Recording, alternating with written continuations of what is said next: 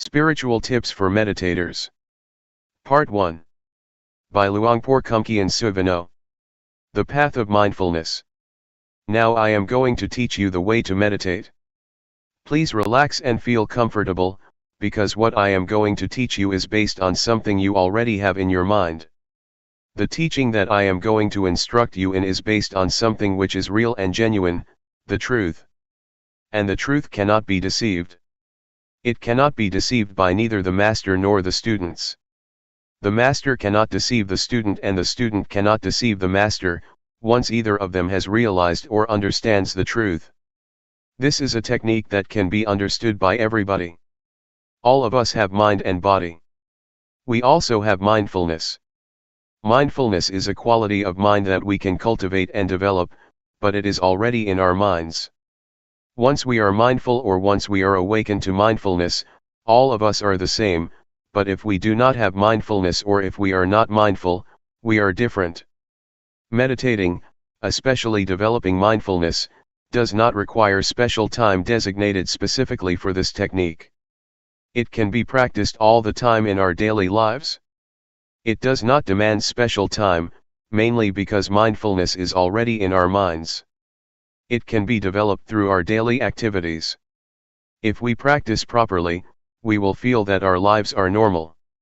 We cannot practice for others but have to practice for ourselves. We cannot learn from others but have to learn from direct experience. We have to learn by realizing the truth in our minds. The meditation cannot be achieved from memorizing texts or reading books. We have to experience the reality in ourselves. For example, when we think, we have to see, observe, and experience the reality of thoughts, how they arise and how they fade away. These can be learned through direct experience, not through reading books or memorizing texts. What I am trying to convey is what I have realized from direct experience, not from analytical thoughts or knowledge of texts. This realization is based on direct experience that everybody can achieve or realize for himself. When we practice on what we already have. We have body and mind. We practice by using our body as an object, our body's movement. When our body moves, when our hand moves, we should just be aware. The hand is real, the body is real, and our awareness of them is real and can be cultivated. The more we practice, the more awareness we accumulate. This way of practicing asks us to accumulate awareness, until it becomes the dominant quality of our minds. Once everybody has total awareness, everybody will be the same in the sense that their lives are normal. But if we do not have awareness, we behave differently out of hatred, greed, and delusion, which disrupts our lives so that we contradict each other, preventing harmony and creating disunity. So, the point is how to cultivate awareness. The key to Buddhist meditation is cultivating awareness, and I am going to instruct you how. Once we understand and practice by ourselves, we will know ourselves better and live our lives properly. Now I will demonstrate. Everybody, please place your palms on your thighs, sit comfortably, and open your eyes. First turn your right hand onto its edge from your thigh, raise it to the height of your chest, and move it to your abdomen. Turn your left hand from your thigh, raise it to height of your chest, and move it to your abdomen. Move your right hand to your chest, move it out, lower it to your thigh, and turn it down. Raise your left hand to your chest, turn it out, lower it, and turn it down. Again. Please try to be aware of every movement, aware, not focused. Feel the sensation of your body. Just make it natural. Just feel it. That is the way to develop awareness naturally. Sometimes thoughts will sneak into our minds, just open yourself up to them but don't follow them. Once we are aware of our thoughts, we return to our body, to the movement of our hands. This method does not encourage one to stop thinking but just to be aware of it. In fact, we cannot stop thinking because it is the nature of our mind to think. We should be open to all kinds of thoughts, but do not follow them or repress them. Just be aware. With awareness, we will be firm and not react to our minds, either positively or negatively. This is the introduction. I would like you to try, to practice, to feel yourselves and see how it affects your mind. When you place your hand on your thigh, do you know where your hand is? Once you know where your hand is, you have already cultivated knowingness, that is to know, to feel where your hand is. And the practice of mindfulness is based on this awareness. When you turn your hand on your thigh, do you know the position of your hand? You know where your hand is, right? Raise your hand. Is it on your thigh? Where is it? Who knows the position of your hand? You or other people? Can anybody know for you? Is it only you that can be aware of where your hand is? No, no, no, be aware, be aware, be aware. Do not force your mind to focus or concentrate on every minute of your movements, just feel every step intervally, and don't focus your mind to feel like a straight line of feeling. That's not the right way. The only thing you have to do is be aware. Don't analyze or try to reason what you are going to do or why you are having such thoughts. Don't analyze or rationalize any of your thoughts. Do not make judgments, whether this thought is good or not, just be open to it, be aware of it, with no blame, no repression, and no stopping, just be receptive to the thoughts. This will enable awareness to develop quickly. Keep practicing, keep doing, and keep being aware of your body's movement. It does not need to be the movement of your hand, but can be the movement of your breath. When you breathe in and breathe out, these are also your body's movements. When you walk, try to be aware of your walk, be aware of whatever your movement is. Be aware of every position, and whatever you do try to be aware of only one posture. When you walk, just be aware of your walking, do not be aware of your breath. But if you want to be aware of your breath, that's okay as long as you choose only one object. Do not use too many objects or they will confuse you. The point is that whatever thoughts arise, just be aware, and come back to your body's movement. Do not be caught up in your thinking process or your thoughts. If you feel tired or tense after sitting for a long time, change your posture. While you change your posture, please be mindful, don't change it hastily out of impulse or out of unmindfulness. During your walking meditation, you can either fold your arms across your chest or clasp your hands behind your back. Keep your hands properly, it will enable you to walk slowly with mindfulness. About 8 to 12 paces of walking will do for the meditation. Do not walk for too long a length or your mind will be easily distracted. If you walk at my speed, in 1 hour you will walk 4,000 paces. If you know every pace, you already have 4,000 units of knowingness in 1 hour. It will accumulate and can change the quality of your mind. Anyway, if you become distracted or you forget and become unmindful, when you walk or move your hands, that's okay. Do not blame yourself or feel unhappy when this happens. Just let it go and start again. When a thought disturbs your mind, let it be. Do not try to repress or suppress it. Just feel open to it.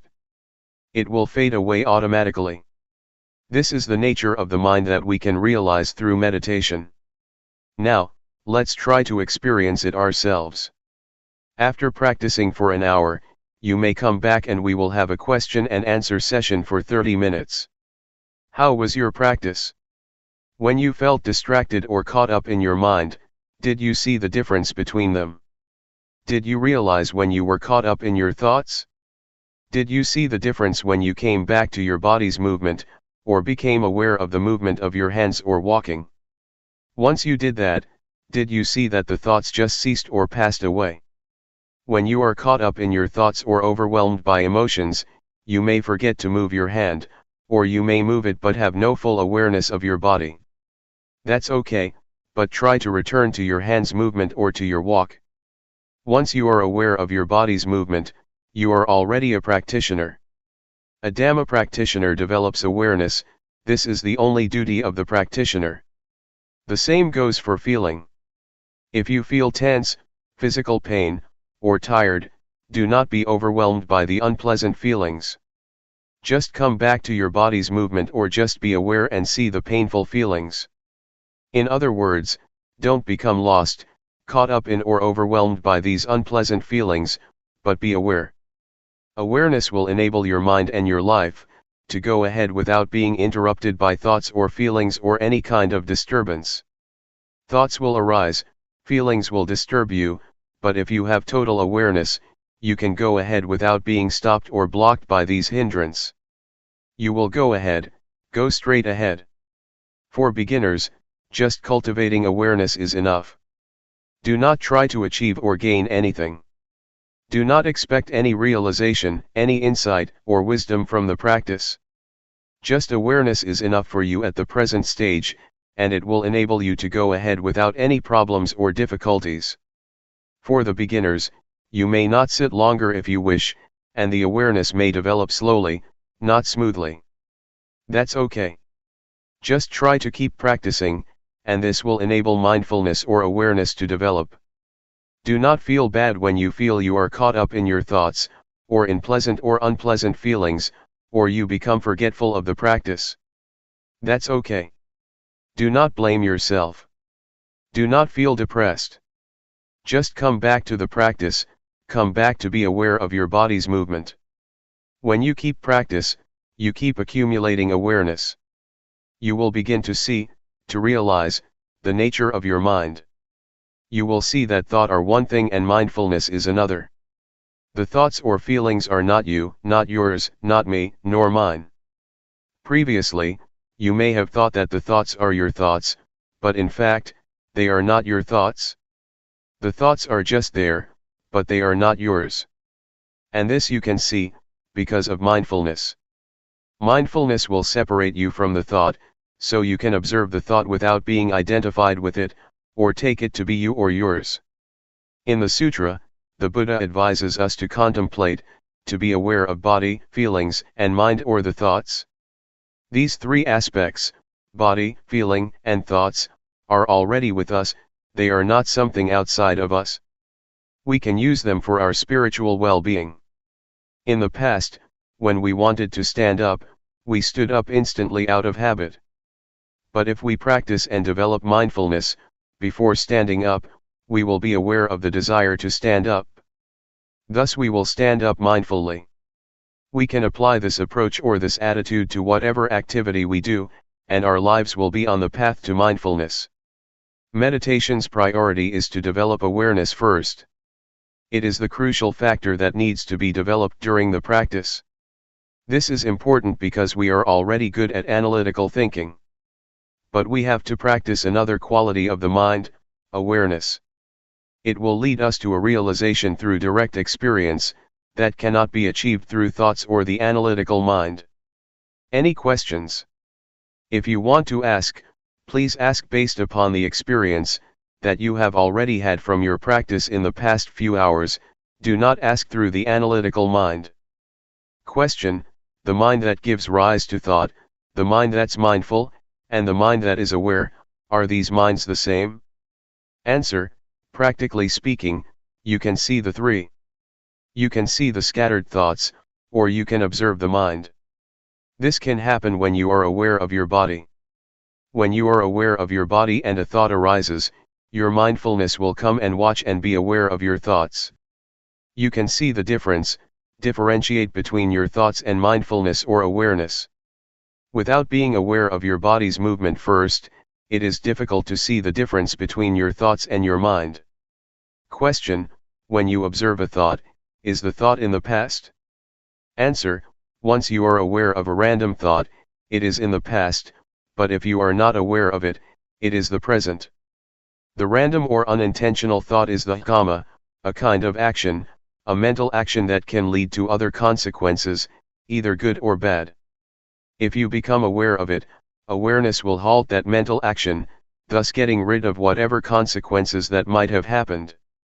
Question: is this practice of using your body as a meditative object for the training of samadhi?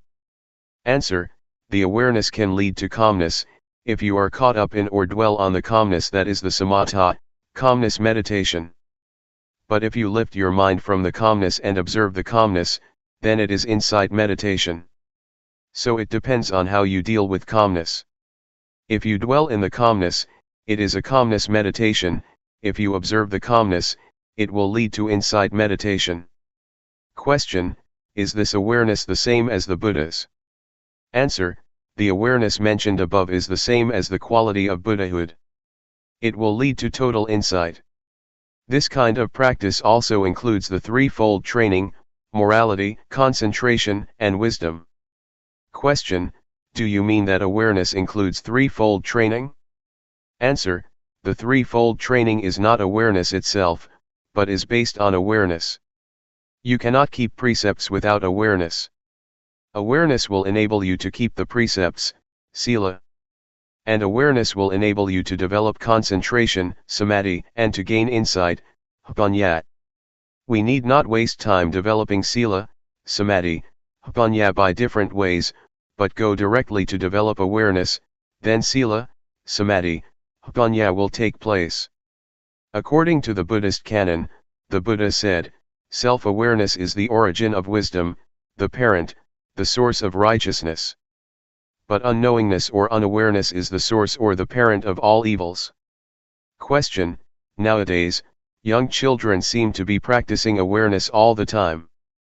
Even we, when we are exposed to something new, seem to be more aware.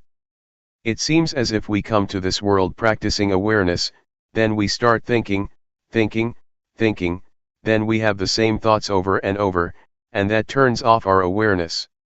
Why is this happening? Answer: it is because we have eyes, nose, ears, mouth, and body, the 5 sensual bases, and mind, the 6th base, to understand the world. We use these 6 bases to have contact with the world, and this leads us to a lot of concocted mind. We think a lot because we have a lot of contact with the outside world. That's why our minds become busy and keep thinking all the time. We ignore another quality of the mind, awareness. That's why we have to come back again, because we have ignored it for such a long time. We have occupied ourselves with thinking, because of our contact with the outside world through the 5 sensual bases. Awareness will liberate us from all unpleasant events and unfetter our minds. It will liberate us from all hindrances and fetters. I can assure you that awareness will rescue our lives.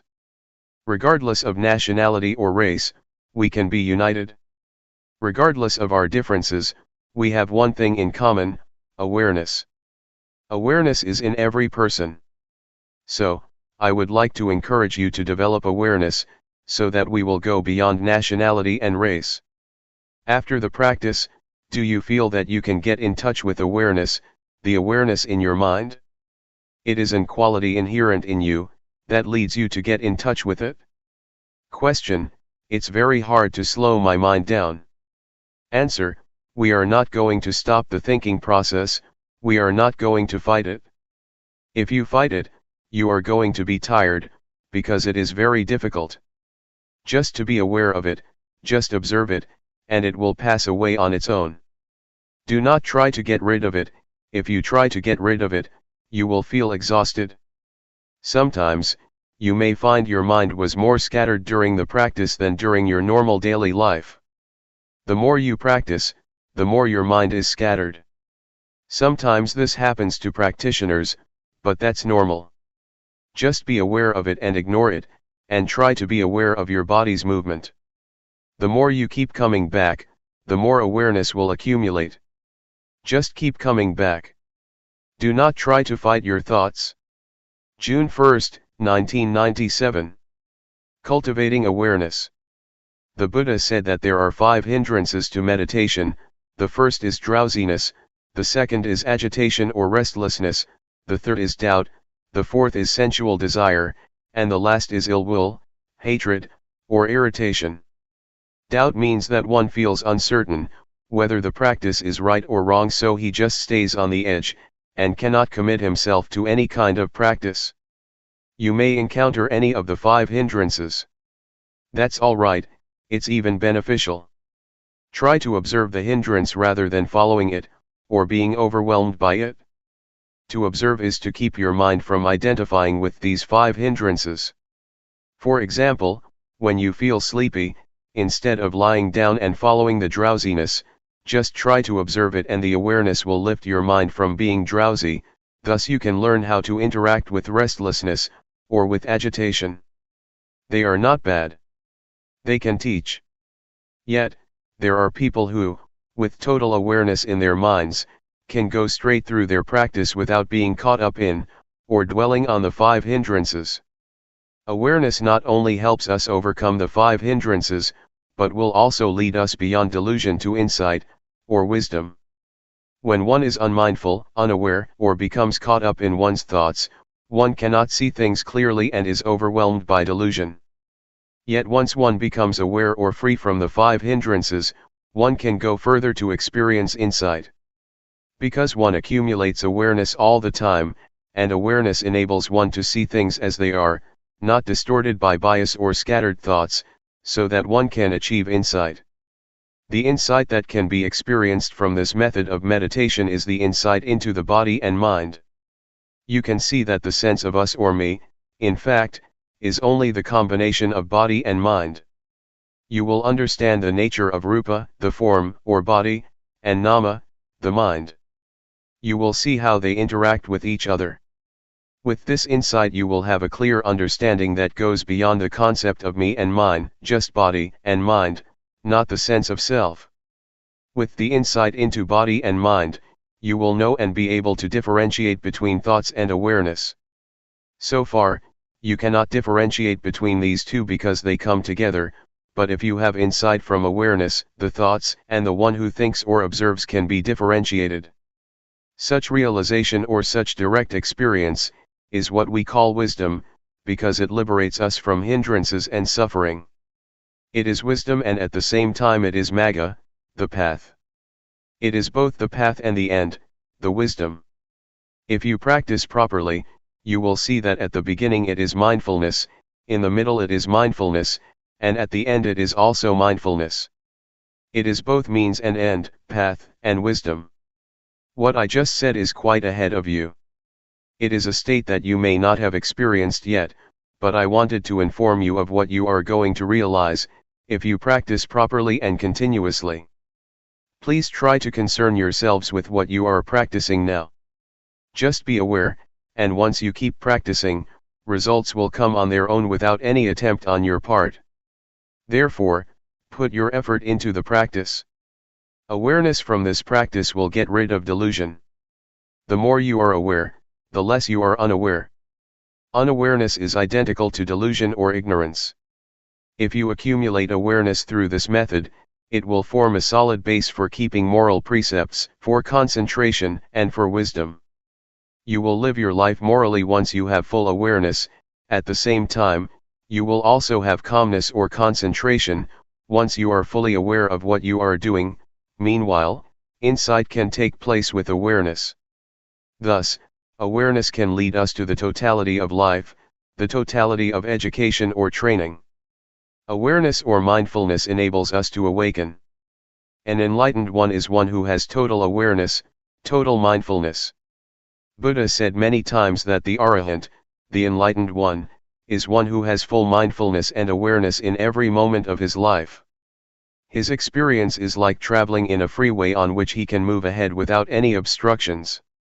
Mindfulness is like this: you are not caught up in any thoughts, but move straight ahead in your life. You can learn a lot from this practice.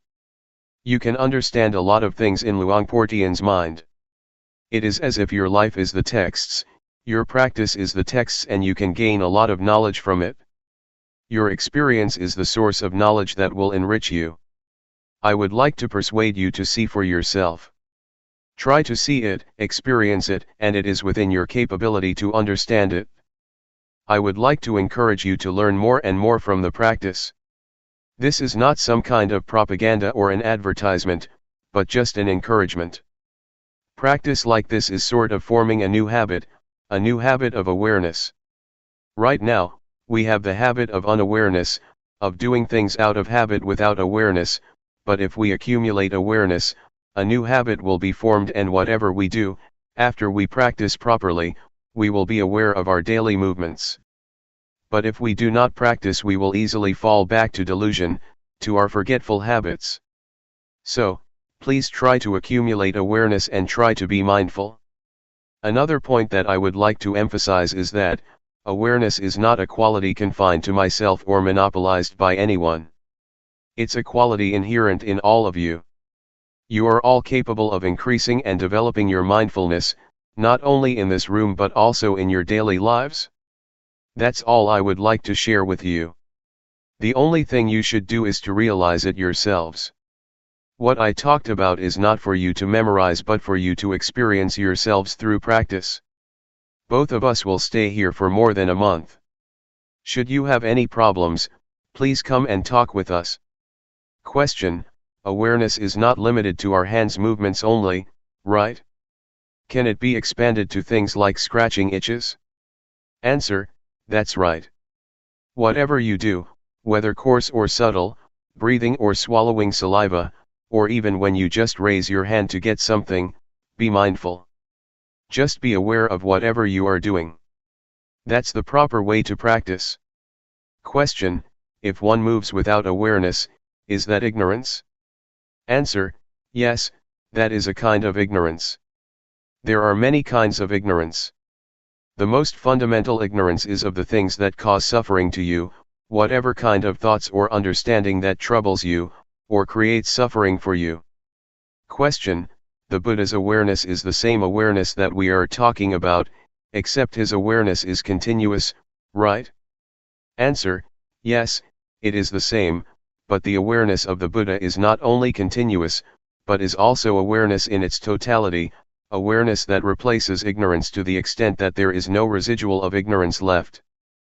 But for us, we still have ignorance, our awareness still broken. Question: what is the difference between the awareness of Sotapanna, Sakadagami, Anagami, and Arahant? Answer: the awareness of these four enlightened beings are different in terms of degree, and also in terms of quality. The first stage of enlightened being, Sotapanna, has awareness that can get rid of the strong sense of self and uncertainty. The second stage of enlightened one, Sakadagami, can eradicate sensual desire and repulsion almost completely. For the Anagami, sensual desire and repulsion are eliminated completely. It is the different degrees of awareness that leads to different qualities. It is as though we are climbing up a ladder. In the first stage of enlightenment, the awareness is less powerful than that of the Arahant, or the last stage of enlightenment. For example, when we get angry at something, we will think about it over and over again. But for the enlightened one, especially the third one, Anagami, once anger occurs, it just happens and he can let go of it.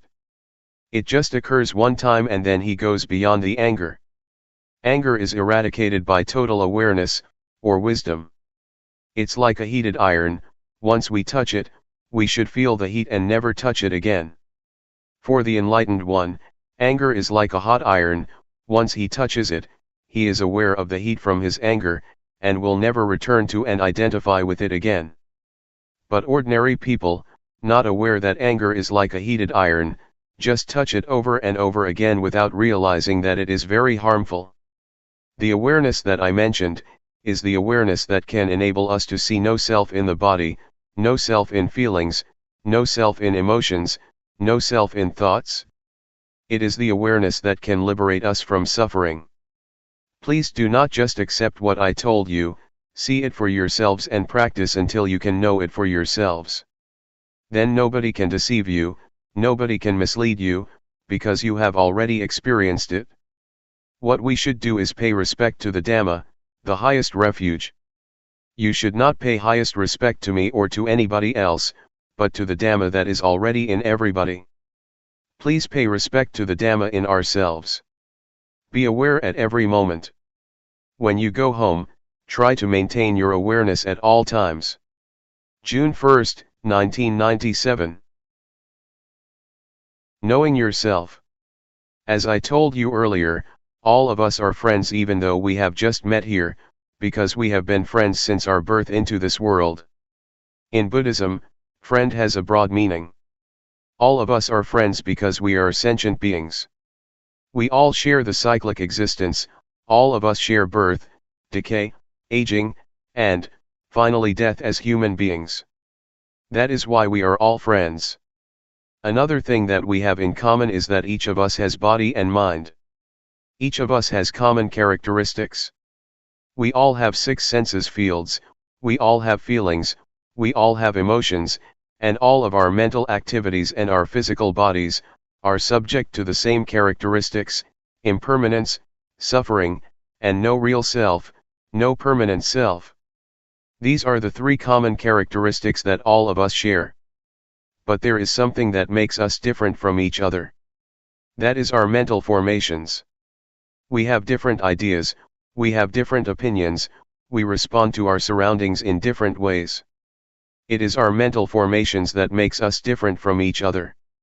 However, these mental formations can be transformed, making us one, the same as a person.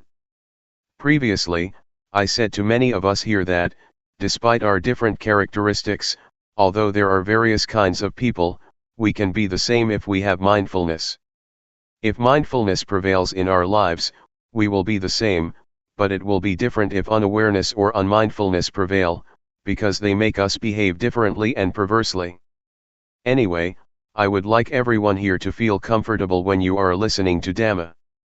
You should feel comfortable because I am going to speak about what you already have: mindfulness, calmness, clear comprehension, and self-awareness. All of these qualities are already present in your mind. I would like to take this opportunity to share my experience of how to be one with the Dhamma, to apply and integrate Dhamma, or the truth, into our lives. 3 years ago, when I first came here, a Western student asked me, "What brings you here? What do you know? What knowledge do you bring with yourself?" I replied that the only knowledge that I have is knowledge of myself. I just know myself. So, he asked, "What do you mean by knowing yourself?" Instead of giving him the answer, I demonstrated by turning my hand on my thigh and resting it there. Then I asked, "Have you ever been aware of yourself while you rest your hand continuously for 7 days? Have you ever had that experience of knowing yourself, of being aware of yourself for 7 days?" He said, "No, I cannot do that, I do not have such experience." So I persuaded him to try cultivating awareness with the practice of raising the hand, dynamic or sati meditation.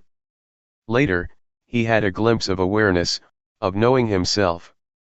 Can you follow me? Am I difficult to understand? After practicing like this for 1 or 2 hours, the Western student came to see me and shook my hand, saying, "Oh, you are the one that I have been longing to find for many years." Knowing yourself is necessary, because if you do not know yourself you will be overcome by grief, selfishness, anxiety, ill will, and irritation. But once you are aware of yourself, you will be free from these sufferings. What we should learn and cultivate is the experience or state of mind that can liberate us from suffering, so that we can live without suffering. This is what I try to learn. I do not know how to make money or how to increase my pride, I do not search for honor or seek admiration. What I try to learn is the way out of suffering. The experience I mentioned is what we call Dhamma, or the truth. It is the truth that frees us from pain or affliction. It is the Dhamma that leads us to enlightenment, to be totally awakened. The truth, or Dhamma, is what makes one a Buddha. It is an experience can be shared not only by monks, but by everyone. This insight into nature brings us all into the oneness, to be the same. What I tell you is not speculation, but from experience developed by following the path of the Buddha. It is what the Buddha has already said. It is the outcome of the practice that the Buddha developed, the 4 foundations of mindfulness. That is, to be mindful of body, of feelings, of mental formations, thoughts, or emotions, and of all existence in nature. Question: can people who have jobs that require a lot of concentration, such as scientists, maintain awareness while concentrating on what they are doing? Answer: it is possible to have both concentration at work and awareness of what we are doing. In fact, concentration and awareness should go together. You cannot concentrate if you are not aware of your thoughts or of distractions. Once we are mindful, once we are aware of the distractions, we can concentrate because we are able to remove the distractions. Not only does mindfulness help us to concentrate on what we are doing, it also helps us to use our intelligence more effectively. Mindfulness is like the master who tells how to use our intelligence properly. If you do not have mindfulness, or if your mindfulness is very weak, it is not easy to use the intelligence and information that you already have in a beneficial way. Mindfulness is like the software that tells us how to retrieve the information for this purpose. In Thailand, we compare mindfulness to the captain who controls and guides the ship and intelligence to the engine. So the captain controls the engine in the same way that mindfulness controls intelligence, to make the most use of it. So the answer to your question is twofold: mindfulness and awareness are both important. They enable us to concentrate and to use our heads, or our intelligence, properly in a beneficial way. Question: when I have a lot of problems, I seem to lose awareness of my body. Is that okay? Answer: it is normal that at that moment you cannot be aware of your body, but you still have to be aware of the thoughts in your mind. It is okay, because awareness means being aware of both your mind and your body. For those who have to think, it is at that moment that they should be aware of their thoughts, but it is not necessary to be aware of their bodies. Question: when I am reading, I am not aware of anything else. Is that also a form of meditation? Answer: yes, it is a form of meditation, if you hear the noises around you but do not pay attention. If you concentrate on reading, but are aware once you feel something strange outside, and you can turn your attention from your reading to the outside, it is a form of meditation. But, if you concentrate and try to cut yourself off from your surroundings, then, it is not mindfulness meditation. Question: are mindfulness and awareness the same thing? Answer: technically speaking, they are not the same but work together very closely. Mindfulness means sati in Pali. Awareness means sampajanya. But sati and sampajanya are very close, they are twins. In Thailand we call both sati and sampajanya mindfulness. Practically, they are synonyms, but technically, they are different. Question: can you explain the difference? Answer: sati, or mindfulness, means recollection, or calling to mind. Awareness means you know clearly what is going on in your body and mind. They have to be together. Once you collect your mind on some particular moment or movement, you already have the clarity of that movement and of yourself. They go together. Awareness is the consequence of mindfulness. Mindfulness and awareness are the crown, or the peak, of all Dhamma, or all teachings. If we are mindful, if we are aware of ourselves, it is not possible for us to break morality, or sila. Once we are mindful, we are free from distraction, and concentration arises. This is samadhi.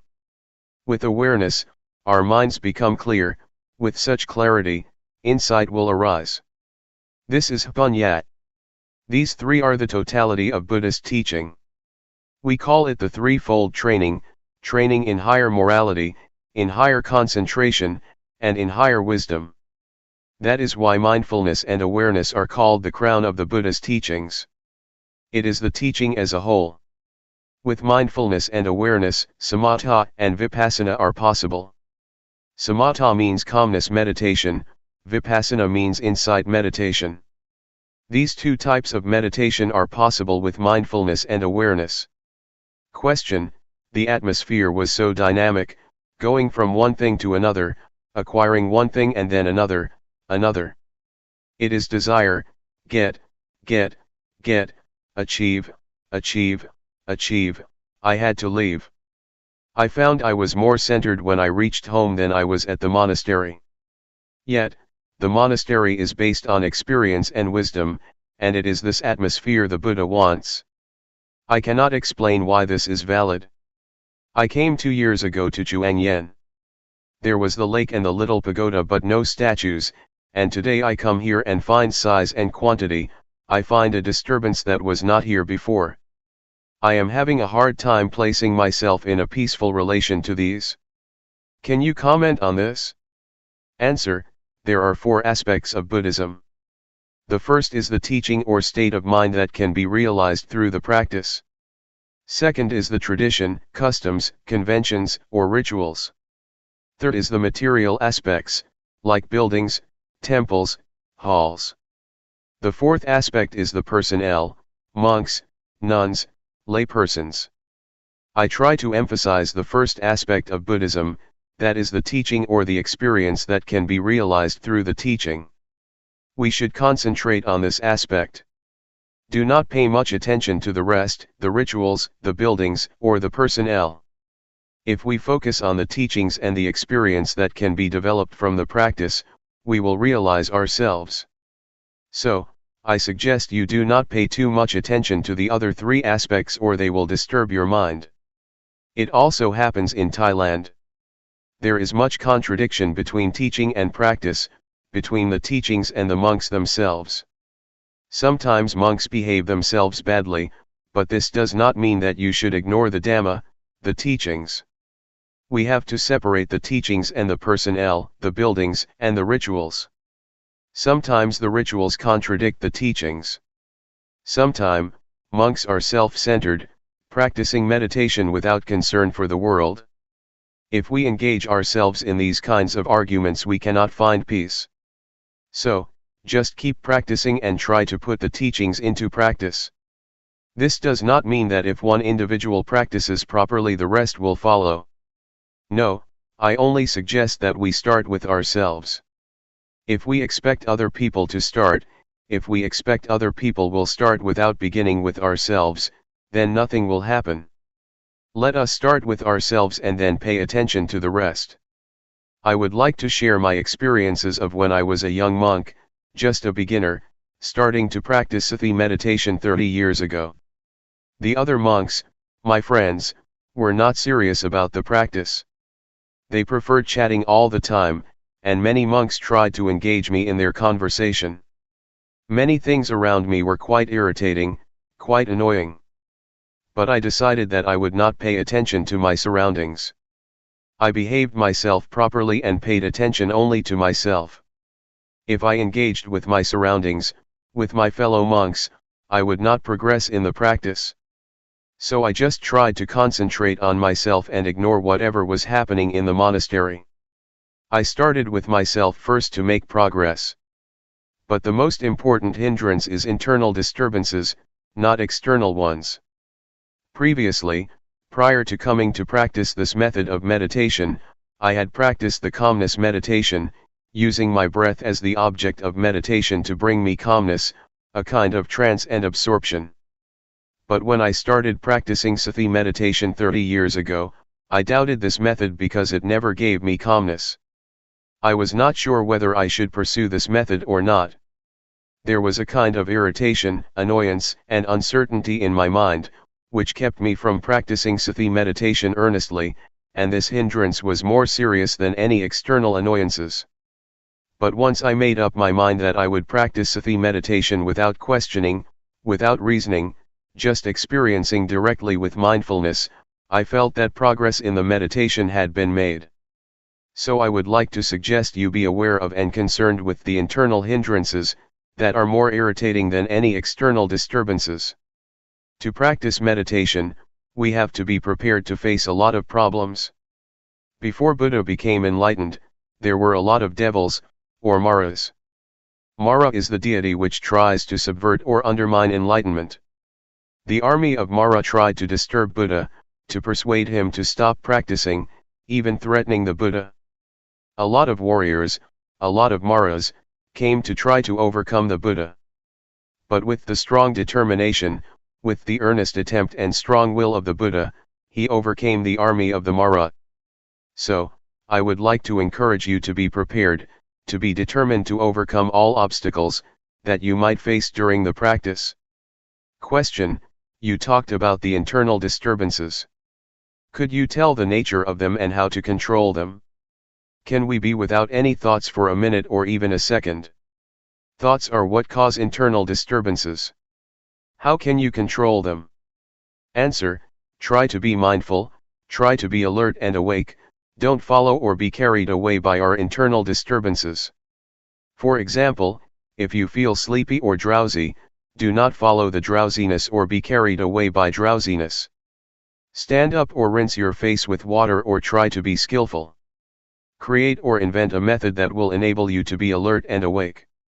For instance, when you are sleepy, visualize the illumination of the sky, picturing a radiant sky. This will enable you to awake from drowsiness. Drowsiness is the first hindrance, or nivarana in Pali. Nivarana means hindrances that keep you from progressing in the path of enlightenment.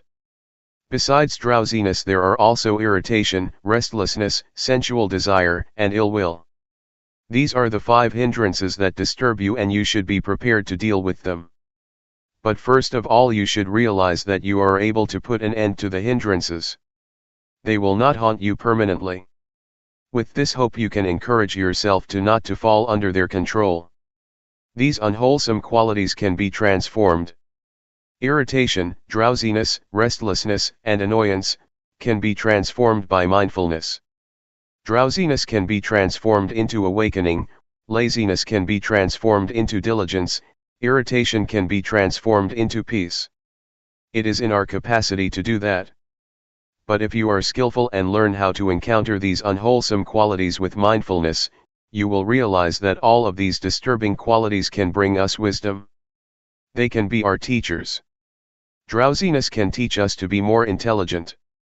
Irritation can teach us to be wiser. These can be accomplished by cultivating mindfulness. Do you want to try? Tomorrow we will start a 7-day retreat.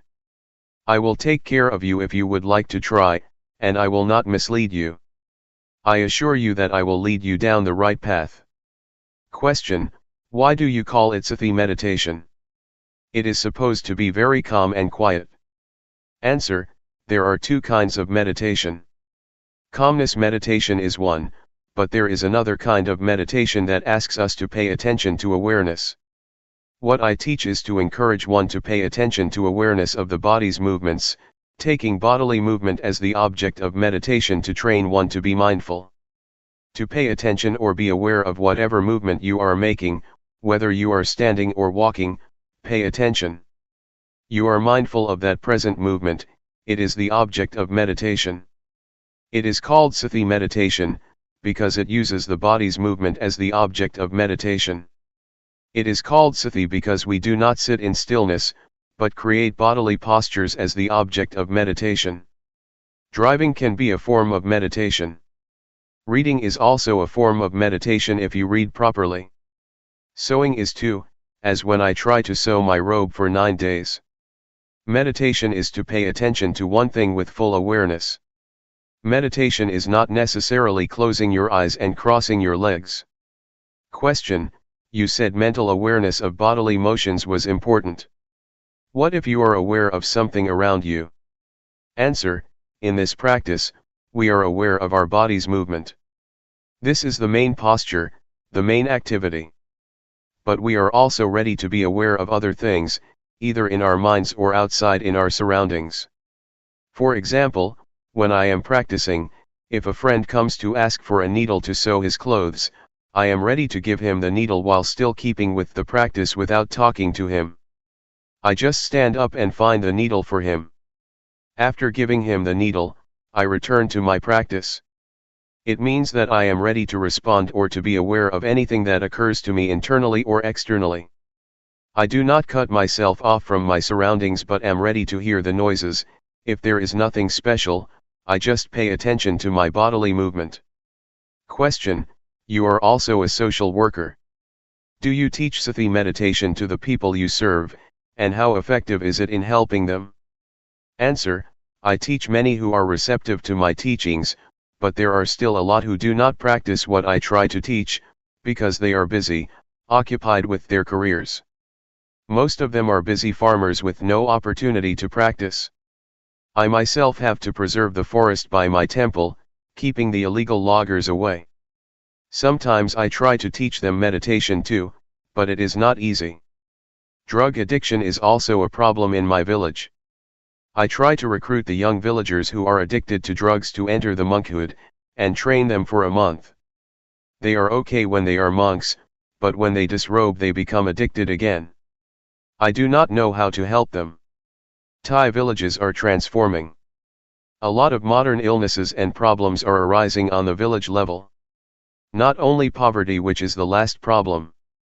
The new problems are drugs, divorce, the breakdown of the family and the rise of single-parent families. These kinds of problems are spreading even in the villages. Our village is quite remote but still has such problems. Now, only the old and the children are in the villages. The young people, both men and women, have gone to the city. The village is going to break down. Community life is breaking down. I hope that America will be the center of Buddhism in the future. Is that too optimistic? But it is possible, because the American people are intelligent and earnest in their practice of Buddhism. Question: can Luangpor elaborate more?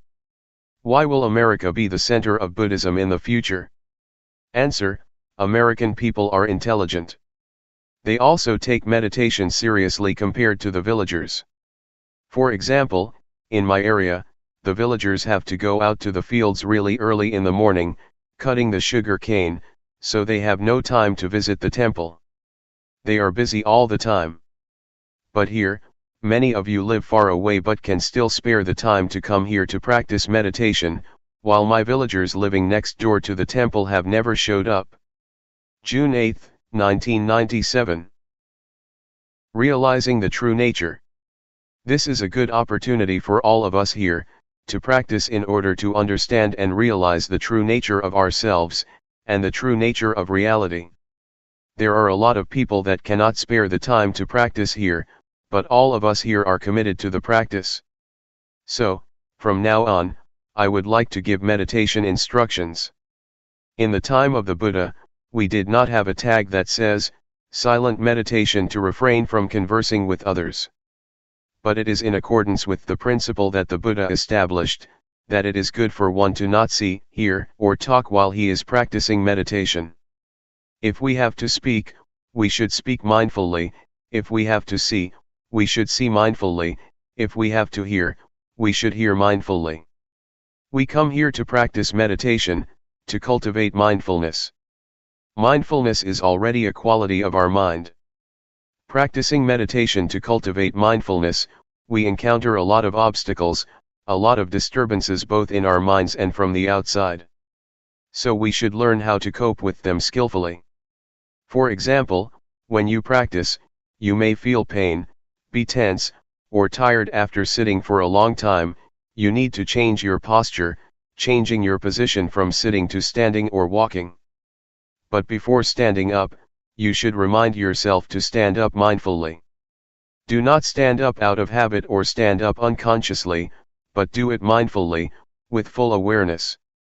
This is the technique that I would like to share with you. Try to allow mindfulness to guide our behavior. When we are tired of walking and would like to sit, we should be aware of the desire to sit.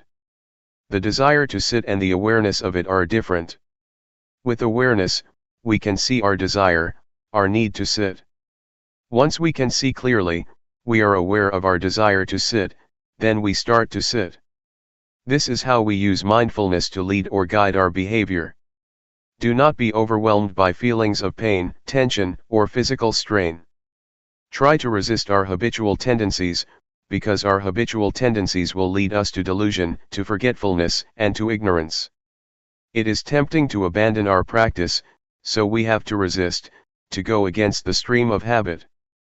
For example, before the Buddha's enlightenment, he sat near a stream and was determined to practice to the end until he reached enlightenment. Since he was not sure whether he would achieve enlightenment or not, he put a plate on the stream to see whether it could go against the stream or not. If it could go against the stream, that would mean he would achieve enlightenment, and he found that the plate could go against the stream. This is analogous to his determination to resist the habitual tendencies, which led him to enlightenment. So, I would like you to try to follow his path, to always be aware. Be constantly aware of your body's movements. When you raise or move your hand, keep being aware of your body's movement. Do not let yourself stuck on anything else, be it high or low, pleasant or painful. Just be aware of your body's movements. For beginners, I would like to suggest you meditate in two postures, sitting and walking, sitting and moving your hands in a rhythmic pattern. But, if you want to try to meditate with breathing, and you feel that it can develop your mindfulness, that is fine. However, I would like you to practice in only two postures. Try not to use the lying posture because it is not good for mindfulness. Also, in daily life, keep practicing mindfulness when you are changing your posture. For example, when you go to the dining hall or to the toilet, be mindful in every posture, in every movement you make, whether it be in this room or outside. Avoid judging whether this is right or wrong, or keeping asking yourself, am I doing this correctly? Try to avoid the sense of right or wrong. Keep practicing, simply practice. Do not be anxious.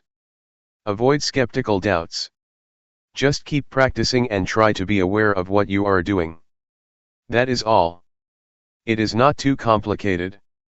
For beginners, avoid worrying about the method, because it will obstruct your practice. Just go ahead and practice and you will learn from your experiences. Otherwise, you will keep questioning yourselves and halt your practice. If you have questions, feel unsure, or feel doubt about the practice, come to see me. Do not ask other people.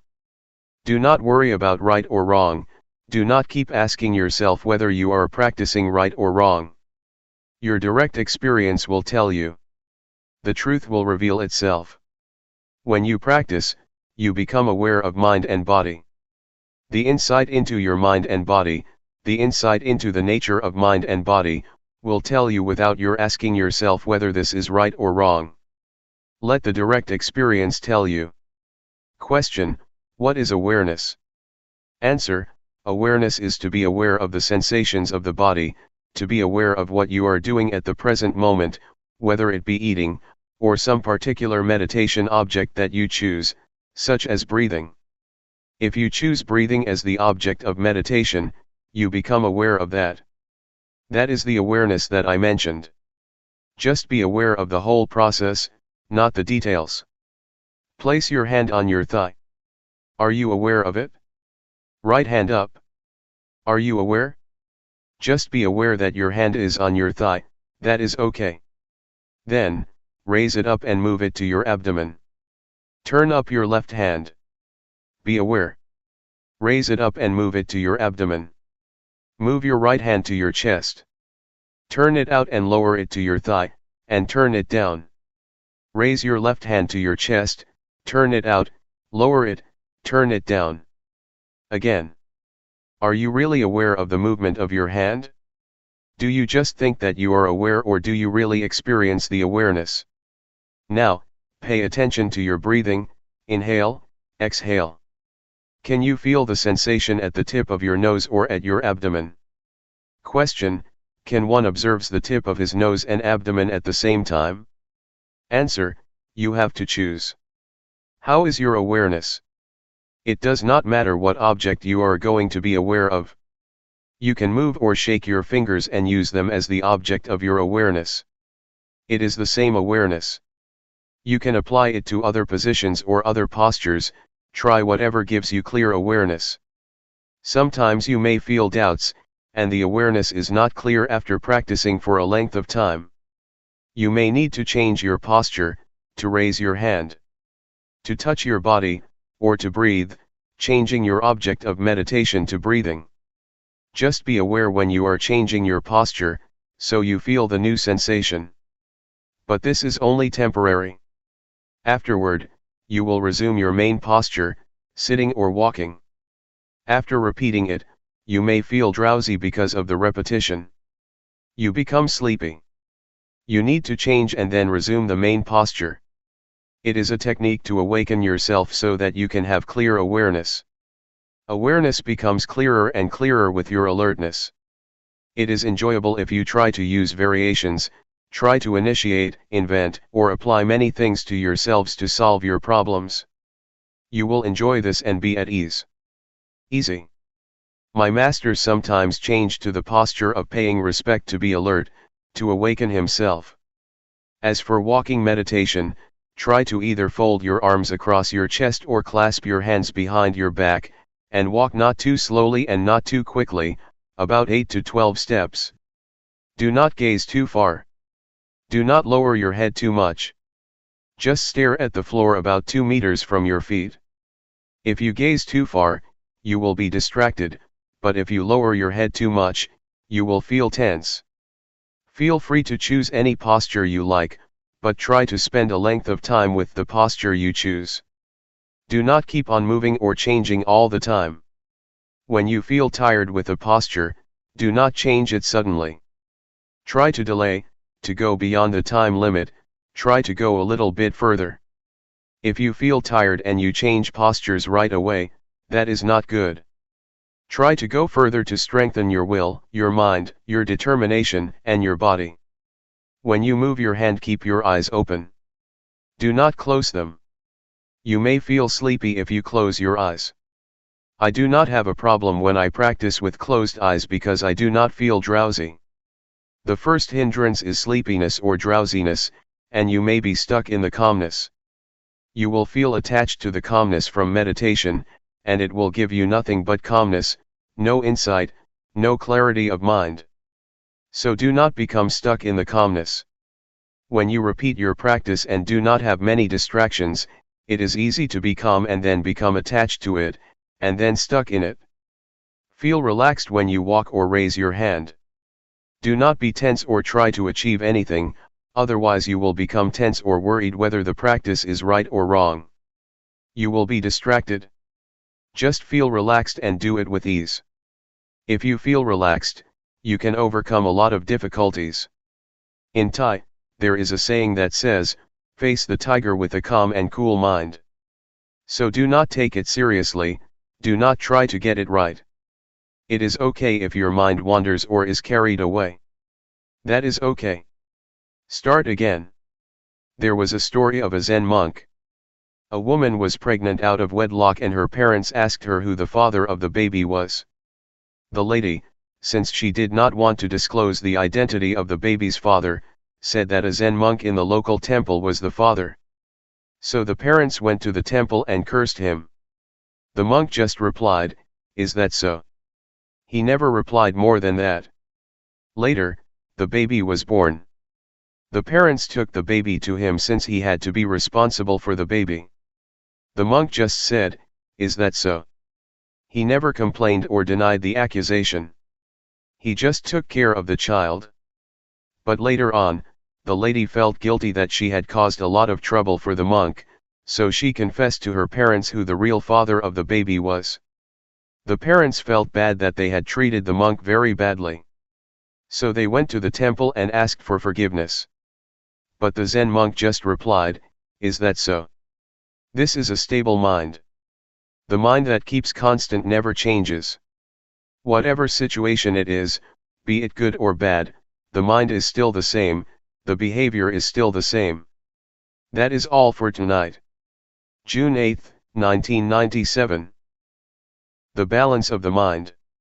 You have to bear in mind that words or language have their limitations, they cannot express or convey all conditions of mind, but you can see for yourself what happens to your mind during the practice. We try to cultivate awareness of our body's movements. To do that we have to keep our minds in balance. If our minds turn outward, that is they are distracted by external conditions or overwhelmed by stimulated thoughts, we cannot have clear awareness.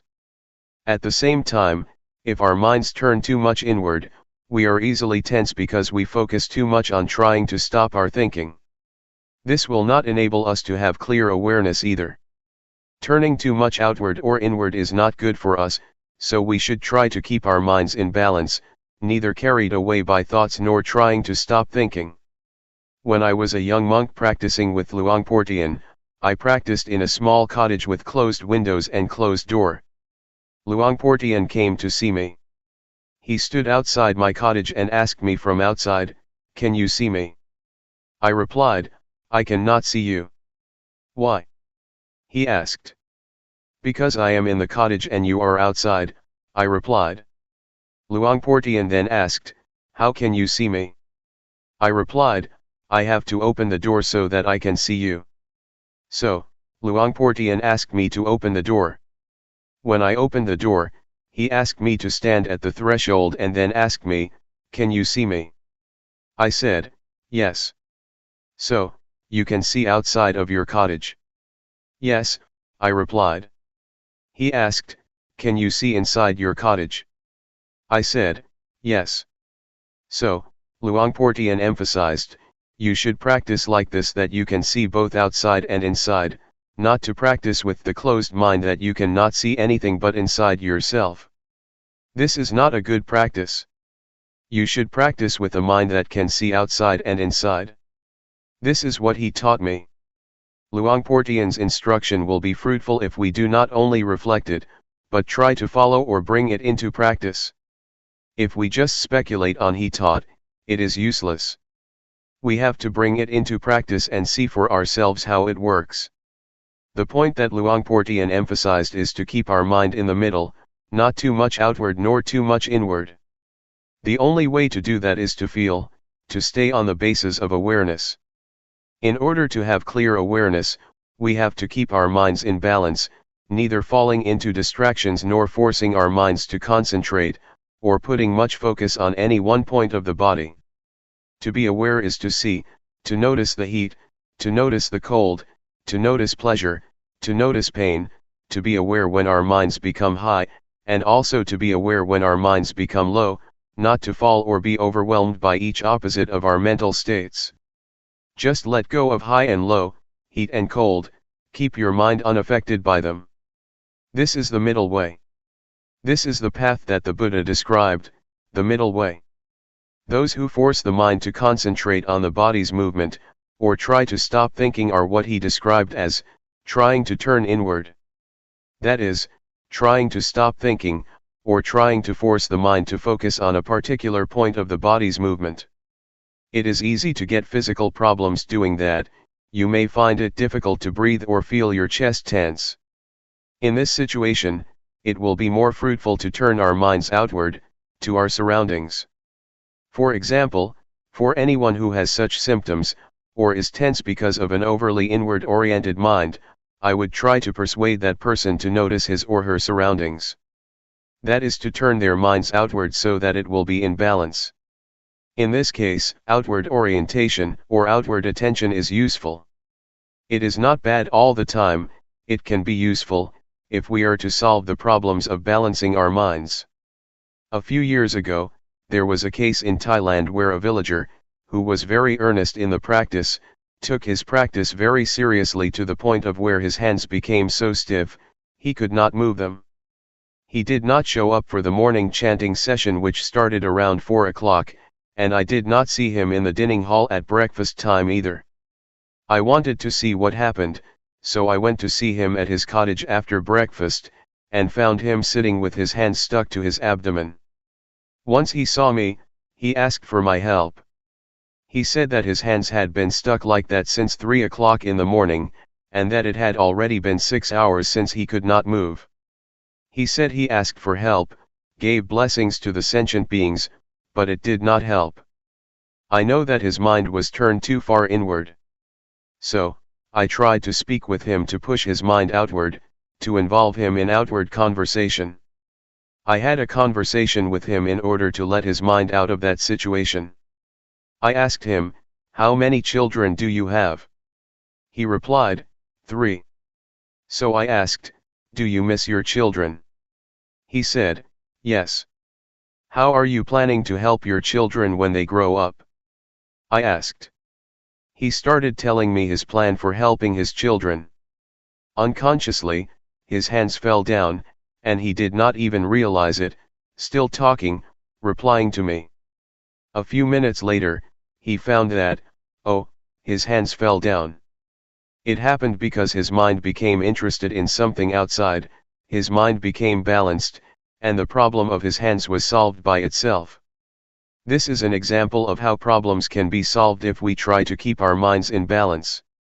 So, please take advantage of whatever happens to you, whether it be distraction, tension, or repression. Do not feel it is useless. When you feel distraction, it is useful if you try to learn from it. You can learn a lot from whatever happens to you. So, make the best use of it. Do not feel bad when your mind is carried away by thoughts or feels scattered. It can reflect a lot about yourself and the nature of your mind if you pay attention to it. Take it easy, feel relaxed when you practice. For me, I have no problem sitting or walking for a long time without being tired, because I feel relaxed and I take it easy. Whatever happens to you, do not become fussy or frustrated. When you lose awareness, or when you become stuck in your thoughts or in your thinking process, do not be fussy about it. Just feel that it is all right and then come back to the awareness. With this kind of attitude you will feel comfortable, and will get through any kind of problem. You may face not only tension or frustration, but also drowsiness or anxiety. But if you take it easy with the effort, with the attempt to resist these tendencies, you will overcome all of them. Any questions? Question: you just mentioned that when you reflect you can understand more about yourself, but during the practice, aren't we supposed to not think and just be aware? Answer: yes, at this time you need not to investigate. Just be aware of it, just see it, that is enough. You will finally understand the thoughts, so you need not investigate. Just being aware of them is enough. I would like to add that once you have a better understanding of yourself and your mind, you should be careful not to fall into the trap of knowledge. Just knowing that you know is enough. If you become excited with your knowledge, it can distract you or obstruct you from being aware of your body. Question: does the knowledge obstruct because you are thinking too much? Answer: it is a trap. It obstructs the practice because when you know more and more you become fascinated by knowledge. When you know more and more, you tend to follow the flow of the knowledge and then you lose the practice of awareness. There is a possibility that insight will arise within your mind, wisdom, or insight into the nature of body and mind. You will have an understanding about wholesome, unwholesome, sin, and merit. You will understand the three common characteristics: impermanence, suffering, and no self. You will realize that you can be a monk in essence though you are a layperson. Some monks, after practicing and achieving such insight, exclaim that, "This is the first time that I feel as though I am a real monk. Just today I became a monk." Despite the fact that they had been ordained for many years, they felt that they were not monks until then. Question: someone else suggested that, and I have tried it a couple times. After you practice a long time, you feel very well and calm. That is a good time to think about what you want to do in the future, because your mind is very clear at that point. Answer: there is no problem if you know when to finish. There are some artists who use meditation to calm the mind in order to paint. But I would like to say that meditation is not only for work, or solving practical problems. You should aim beyond that, to remove suffering. We should use meditation for a higher purpose than solving the practical problems of daily life. Just keep this in mind so that we can make the most of it. Do not try to achieve anything. Do not try to achieve supernatural powers, or want to be better than other people, to compete with other people, or to have a special mystical power. Do not have such an attitude or it will obstruct the practice. I would like to give another example. One monk in Thailand had achieved a lot before his entrance to the monkhood. He was a member of parliament, he had achieved everything he wanted to achieve. So his mind was achievement-oriented, and when he became a monk, he still had this attitude. When he practiced, he tried to achieve spiritual power, he tried to attain insight, the higher wisdom. He drove himself to practice a lot until his mind became out of balance. When he met me, he asked me, "Do you see that my robe is full of lotus? I am not an ordinary monk now." I took this monk out of the temple and tried to help him become normal. I took him to see the flowers, the trees, talked to him and made him forget the practice for a while, so that he became relaxed and felt better. But do not worry that you will be like him. I can assure you that I will take you to the right path. If you stay firm in your awareness and don't expect anything more than awareness, you will be all right. Question: was he practicing with Luangpor or with someone else? Answer: with another master. He was just visiting the temple. After a brief chat, I knew that the monk had a problem. Question: it is interesting that this monk would trust Luangpor. If they do not trust, the problem cannot be solved. Answer: it has nothing to do with trust. Because if we have the means to solve the problem, we just talk with him personally, and if we know how to help him get out of the trap that he is falling into, then we can help. In fact, this problem can be solved by itself, but it takes time, probably 10 days if nobody helped him. Question: I think maybe I am too inward in my practice, because when he told his interesting story I realized that all the tension in my back was leaving. After I went outward and listened to his story, I started to forget all about the pain. I still have a congested head, but I can see now that my back tension is releasing. Answer: it is okay.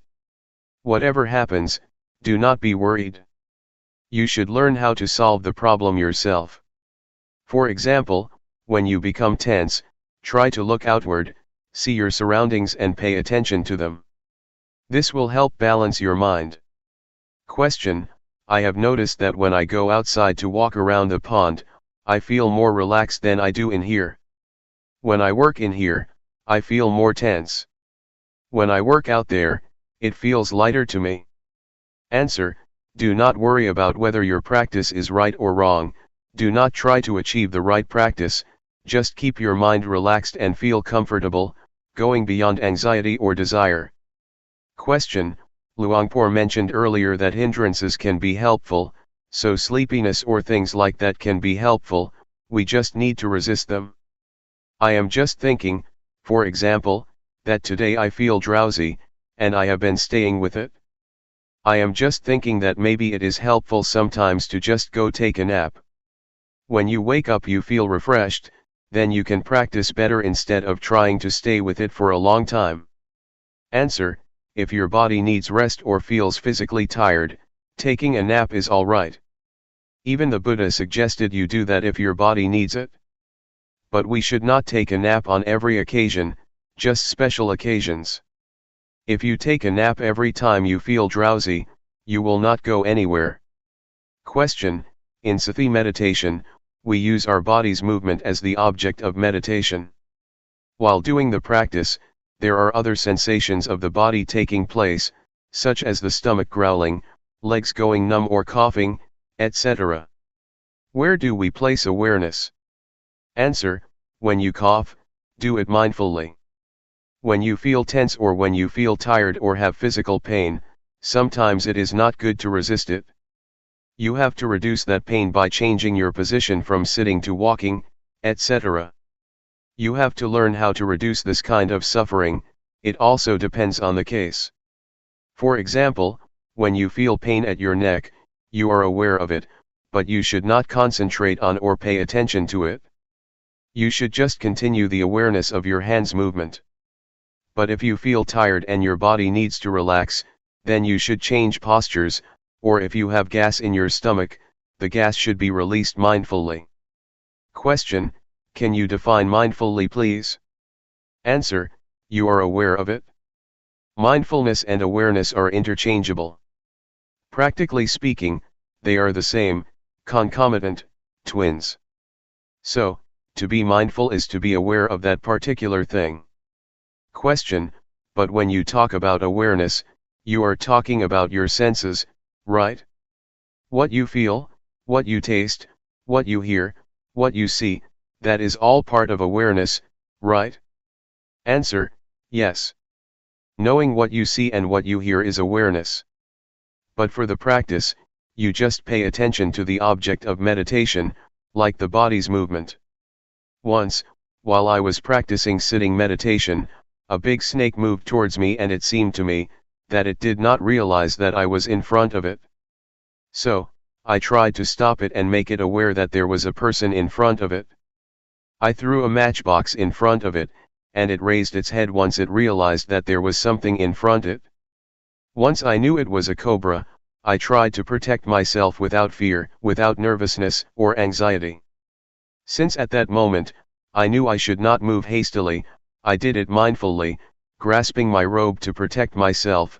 I prevented the cobra from biting me. June 9, 1997. The Threefold Training. We have to study ourselves to gain a better understanding of ourselves, otherwise, we will become the victim of suffering. Suffering will become our master, and control our minds. If we know ourselves, we become our own masters and can live our lives accordingly. Within ourselves, there is both heaven and hell, merit and evil. Our mind can be the source of happiness or the source of suffering. Pleasure and pain are inside ourselves, as are all states of mind. If we know ourselves better, we will learn how to make our lives happy and free from suffering. There is no better way to understand ourselves, to work and see ourselves internally, than practicing meditation. But normally people are not much interested in meditation. Buddhadasa, a great monk in Thailand who passed away recently, once said that people tend to respect monks, but they never listen to them or put their teachings into practice. Mindfulness meditation is the shortcut to the heart of the nature of our minds and bodies. It will lead us straight to the core of reality that is the body and mind. There is no way for us to gain a better understanding about mind than mindfulness meditation. Mindfulness helps us attain wisdom or insight into body and mind. It helps us to be clear and remove any doubts we may have about ourselves. During the practice, you may ask yourself, what am I doing? Why did I come here? What is the purpose of meditation? Will it work for me? Or you may ask yourself, is there heaven or hell? These are all questions that I asked myself 30 years ago when I was still a layman.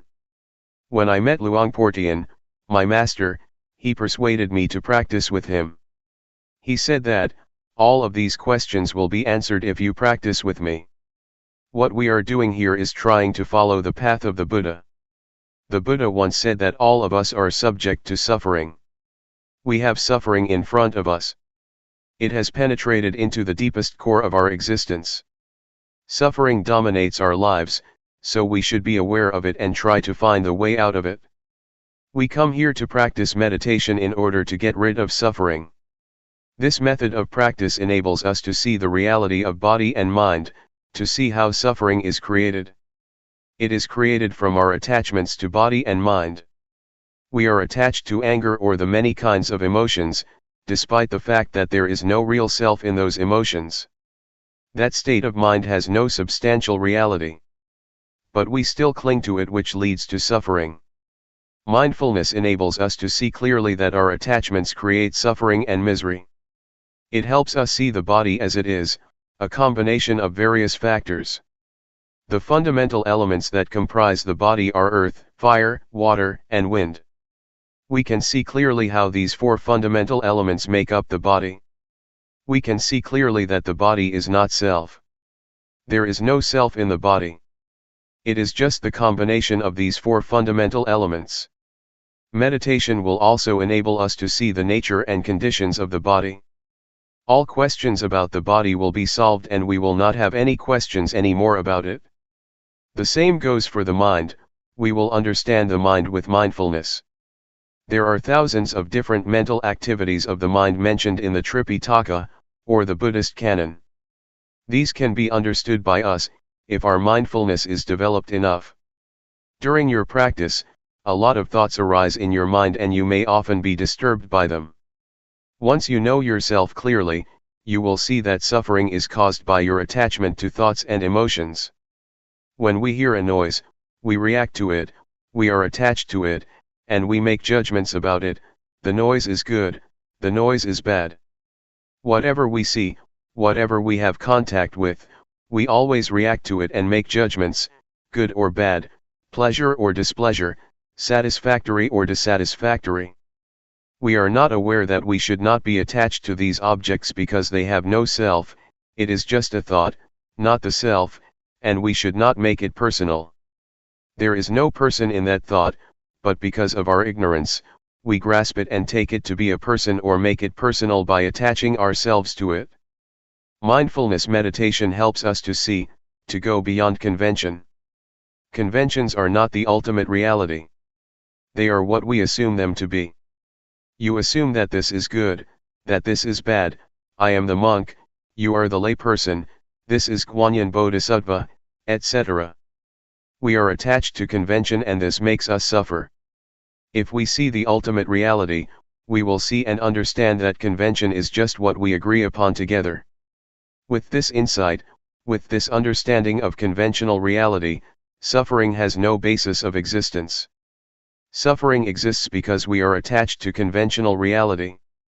Once we have insight into conventional reality, and understand that it is not the ultimate reality, suffering cannot be sustained. This is the ultimate insight that we can attain if we develop enough mindfulness. The practice covers the whole aspects of the training according to Buddhism. According to Buddhism, there are three aspects of the training we call the threefold training: training in higher morality, training in higher concentration, and training in higher wisdom. When you practice and develop awareness, the awareness will keep you moral, because if you have awareness, you will not be inclined or tempted to conduct evil. Awareness will enable you to be calm and have a peaceful mind.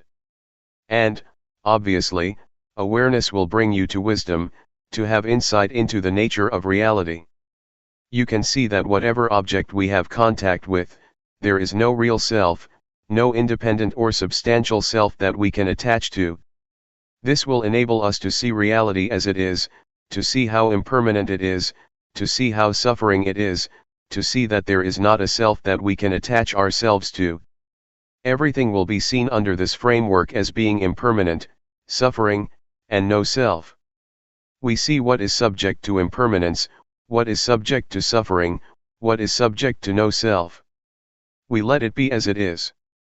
We are not attached to it. These are the insights that we can gain from the practice. With the insights I mentioned to you, our lives will not be harmful to either other people or to ourselves, because there will be no base for hatred, greed, or delusion to exist. We know that there is no permanent self for us to attach to, so we will feel free, we will feel independent because we have nothing to be worried about. I can assure you that this practice is the way to the noble path, to a noble being, to a noble life. It will lead to the truth that can be shared by everybody, realized by everybody. It cannot be deceived or distorted because it is already inherent in all of us. There is a saying in Thailand that morality will bring us happiness, a peaceful life, and enlightenment. The morality that I mentioned can be achieved by being mindful, by cultivating mindfulness, and it can be assured by the practice that I suggest and instruct you in. Anyway, what I teach is from experience. What I say now may repeat what I said before. It may not flow vertically or continuously, but it is the experience that comes from my heart and can be shared by anybody who practices. Enlightenment means there is no self to suffer, the self vanishes, so there is no base for suffering to exist. We do not need to act out of desire for enlightenment. We just practice, simply practice, and realization will come to us naturally because we carry out our actions. We make the cause and the outcome will take place independent of our desire. Enlightenment has to take place because we have created its cause. According to the law of causality, once we do this, that will happen whether you like it or not. So, you just practice. Action is called karma. If you do it this way, it will lead to the result which is independent of our desires. It just happens. Enlightenment that is not experienced by us is just convention, just a concept, even if you call it by other names, no suffering or freedom. Anyway, the point is that we just try to reach the state of no self where there is no suffering. If there is self, suffering can happen. If there is no self, suffering cannot be sustained. It is not desire because enlightenment is already in ourselves, hell and heaven are already in ourselves, everything is in ourselves including enlightenment and the path. So it is not something out there to be desired or grasped. You need not think about it. You can realize it if you practice enough. For example, does anger last? No. Have you ever acted out of anger? Yes. When you get angry and you fight back, anger fades away and is replaced by sympathy or guilt.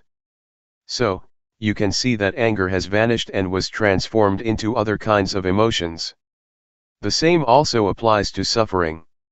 In fact, it does not last long unless we attach ourselves to it. If we are not attached to suffering, it will dissipate. This can happen if we have insight. Whatever we encounter, we will understand that it is impermanent, unsatisfactory, and no self.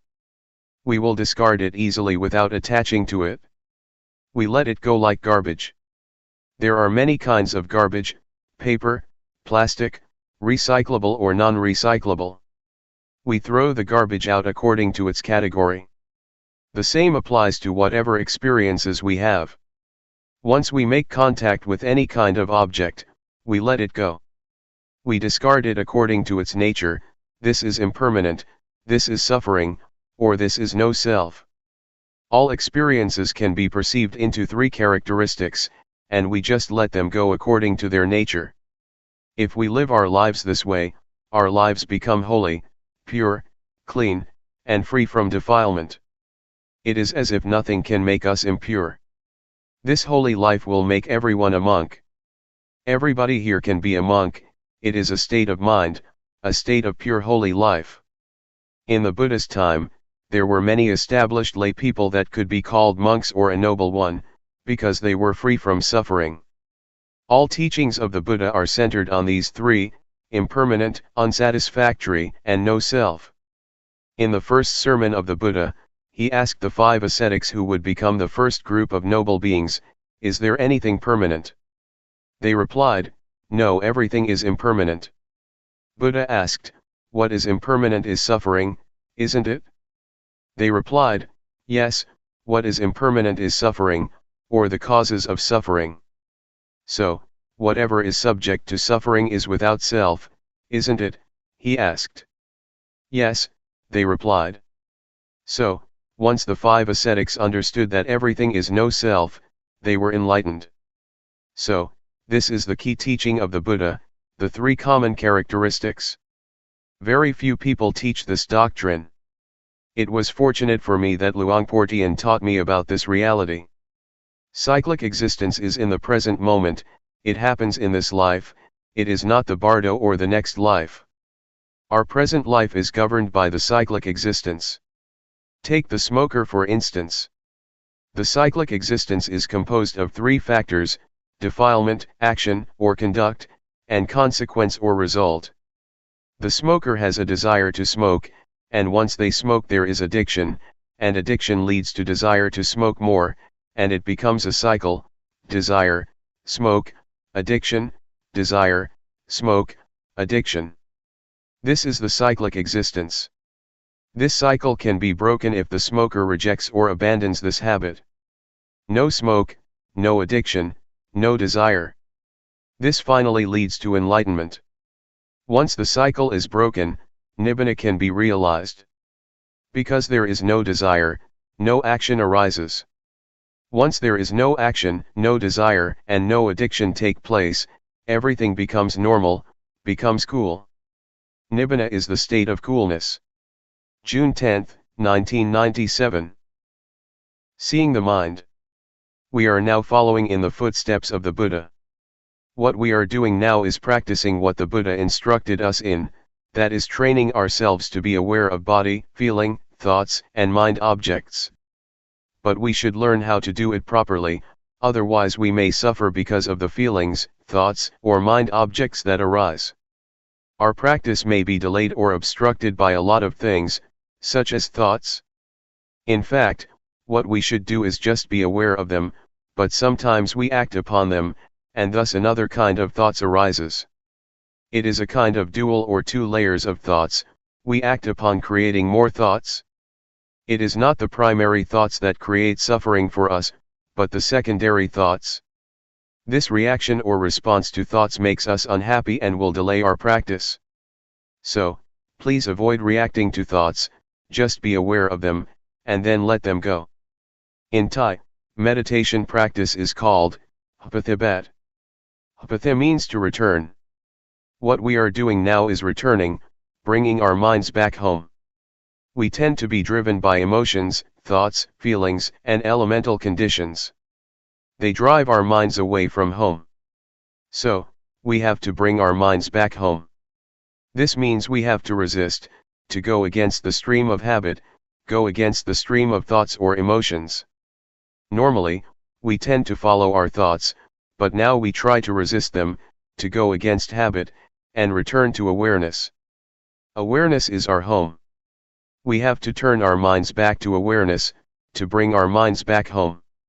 Awareness is the point of reference, it is like a pillar that we have to grasp firmly, in order to return and not be driven by any kind of mental conditions. Mindfulness meditation covers two kinds of meditation, namely, calmness meditation and insight meditation. The point is to be aware of the body and to be aware of the mind, to be aware of feelings, thoughts, and mind objects. It does not mean that you have to stop your thoughts, just see them, simply know them. When you think or when thoughts arise, just be aware of them, whenever thoughts arise, just be aware of them, no matter how often they arise. It does not matter if you have a lot of thoughts, but the point is that once one arises you are aware of it. If you have 100 thoughts, you should be aware of all 100 of them. It is not how rarely or how frequently you think, but how often you can be aware. This is what we call self-awareness, to be aware of our own thoughts. This is what Luangpor Teean emphasized. Do not be worried if you have a lot of thoughts. What you should do is be aware of whatever or whenever thoughts arise, that is all. That is the practice. If we want to attain calmness or peace, we may try to stop our thoughts or stop the thinking process, this will lead us to the calmness meditation. It will bring us only calmness and peace to our mind. This practice is like putting a stone on top of grass. The grass cannot grow. But once you move the stone, the grass will grow again. So, this kind of calmness meditation is beneficial only when you practice it. When you stop practicing it, your mind will be the same as before. So, we are not going to do that. What we are going to do is not to stop thinking but to be aware of it, to be familiar with our thoughts. The more we are aware of our thoughts, the more we are familiar with them. We will be so familiar with them that we can point our finger at them, and tell them that we will not be their victims again. We will not follow them again.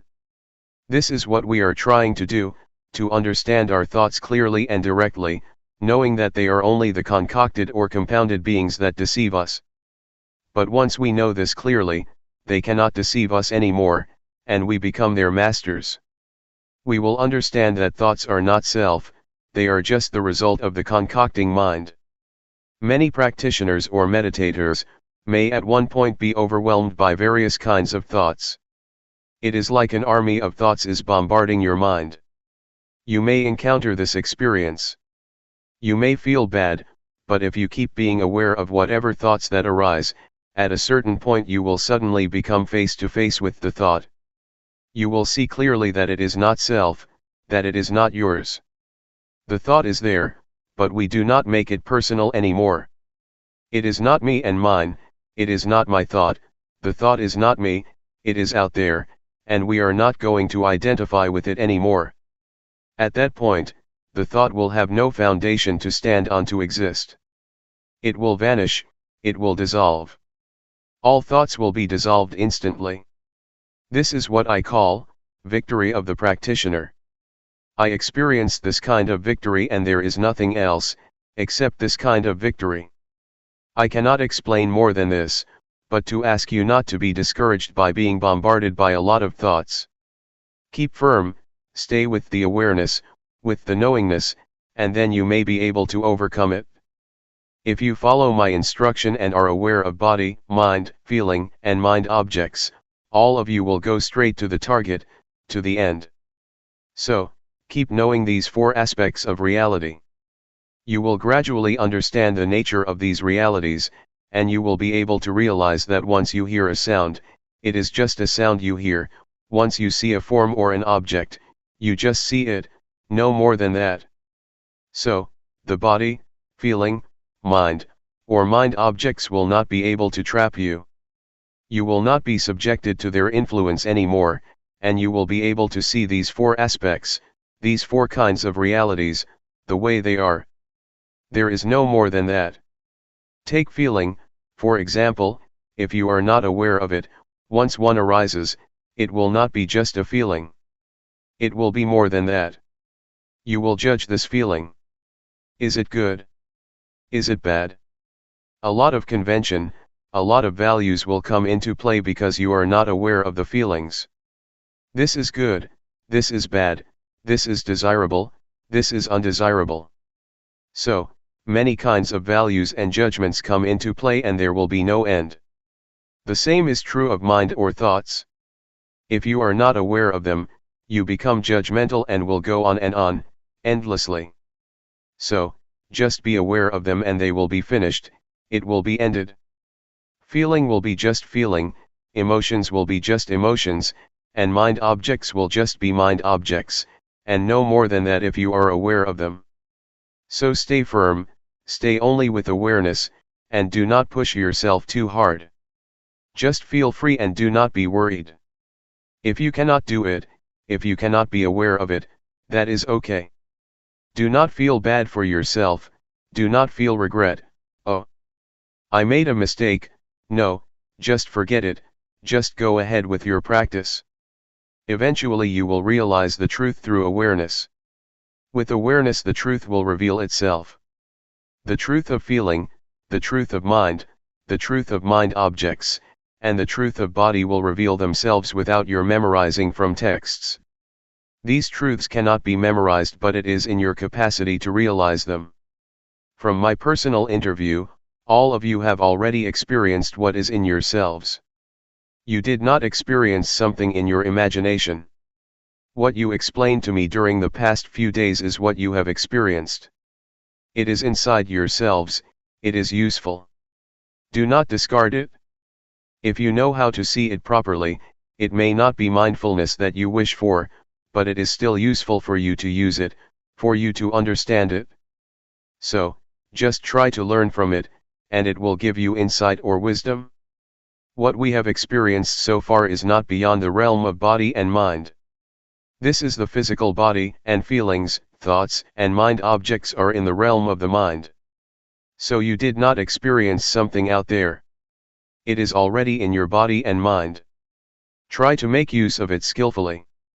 Luangpor Teean told me that the training of the mind is to see the mind, to look into it, not to seek for calmness of mind. Just see it, just be aware of it, and you will have proper mental training. Since your experience is not beyond body and mind, you do not experience something out there.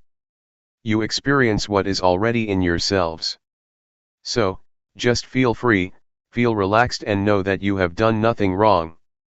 But if you see the image of hell or heaven out there, if you smell odor out there, if you see a vision of angels or a deity out there, you are traversing the wrong path.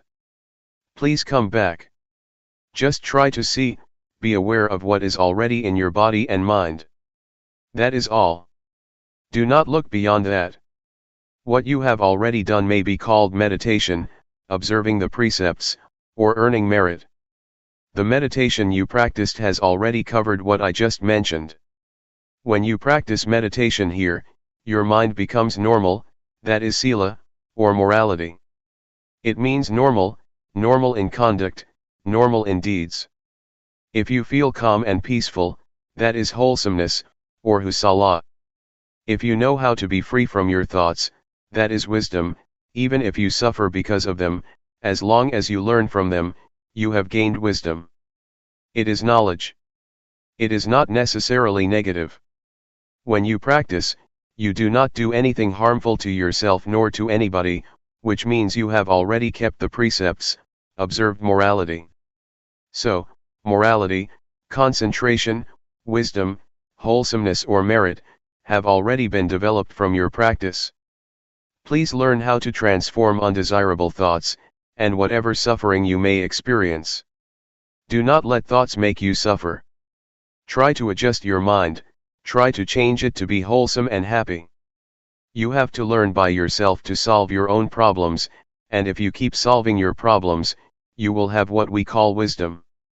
You will learn that you are your own master, you will know that your own self is your refuge, and this is the ultimate truth that everybody should understand. There is no refuge other than oneself. Any questions? Question: whenever there is a thought, you suffer because you develop more thoughts. Thoughts that stem from intentional thoughts are okay, I think. For example, if during the practice, you have a thought and know that you cannot improve yourself based on it, then you come up with something of how you want to improve it. Answer: yes, if it is a skillful thought, it will lead to wisdom. We should learn from thoughts without suppressing them, that is what we call wisdom or insight. Wisdom can be obtained when body and mind are free of disturbance. Now, we are already here, and our bodies are far away from annoyance or disturbance. If our minds still think about this and that all the time, about sensual pleasure, about sensual happiness, the Buddha compared this situation to a log that is on the shore but is still wet. You cannot make fire with this wood. But if you are here, your body is in a place of solitude, and your mind is also calm and not engaged in sensual pleasure or distraction, you are like wood that has already dried and can be lit. This means that one will be able to be liberated because body and mind go together. The person who does not practice will keep thinking about the experiences of the past. But if we practice, our minds will be in order, they will keep knowing the present moment. And this mental attitude of knowing oneself, or knowing one's thoughts, will give the wisdom that the mind itself reveals, the truth that is manifested in mind. So, such practice will give rise to the wisdom that the Buddha suggested and praised. We are able to develop or attain a state of wholesomeness in the same manner that the Buddha did. We are able to abandon the unwholesomeness and the suffering that the Buddha was able to. What the Buddha attained is not something beyond our capacity. We can also achieve his compassion, his wisdom, and his purity. So, do not think that the Buddha's qualities are something out there. It is already in our capacity to develop them if we practice constantly. If we practice hard enough, his compassion, his wisdom, and his purity will be shared by us. Mindfulness meditation leads everybody to the same goal, just like Route 301 led everybody here. Anybody who practices mindfulness meditation will realize the same thing, the same wisdom. It does not mean that the Buddha knows one way, and the noble beings know something different. They know the same thing because they use the same road. Mindfulness meditation is the most important road to liberation. What we have practiced now is not a waste of time. Even though you have not attained wisdom yet, what you have done will produce results. You are going to create a karma, or conduct, that produces results. For example, when you raise your hand you become aware of it, such awareness will not vanish. It will accumulate and it will enable you to attain something. So, keep practicing even if you do not gain insight during this 7-day retreat. That is okay, just never mind. Please continue your practice after the retreat, and it will certainly produce results. Question: could anyone reach liberation during this lifetime? Does it depend on the amount of effort you put in the practice? Is it hindered by the sankhara that you have accumulated? Answer: yes. It is possible for a person to achieve liberation, if one practices the Dhamma or the teaching that the Buddha suggested.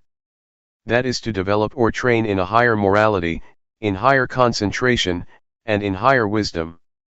We are capable of reaching that point. It is not necessarily obstructed or hindered by past actions. If we practice in the present life, we are able to liberate ourselves. I would like to ask you, is there tomorrow? The teaching of the Buddha is full of marvelous characteristics. It is what the Buddha practiced by himself, and it is beyond time. It can produce results beyond the limitations of time. It is what one can realize by oneself, and it can be achieved by anybody with no limitation, and only the practitioner will realize it. You cannot practice it for other people. This is what the Buddha said. There is tomorrow, but we do not know what the chances are for tomorrow, and we cannot do anything about tomorrow. What we can do is today. The past, or yesterday, is already gone and we cannot do anything for the past. What we did in the past is already in the past, we cannot do anything else now. So only today can we do something. Please try to make an effort to improve today. Do not pay much attention to tomorrow or to yesterday. Question: can we teach what we have learned to other people? Answer: we teach and we share what we already have. If we are compassionate enough, we teach compassion. If we are kind enough, we teach kindness. So you share what you have already attained or teach it to other people. There are many things that we may not have achieved yet, but we are able to do that. For example, we may not have read a book but we can still give it to other people. It is like food that we do not eat but share with other people. We do not benefit from it, but we can give the benefit to other people. We just try to help as much as we can. If we find children in trouble, we should try to help them as much as we can. There are many levels of Dhamma. If you live your life according to the moral precepts, you do not harm anybody, you do not kill, you observe the 5 precepts, you have already attained some level of Dhamma. So you can teach if you behave properly.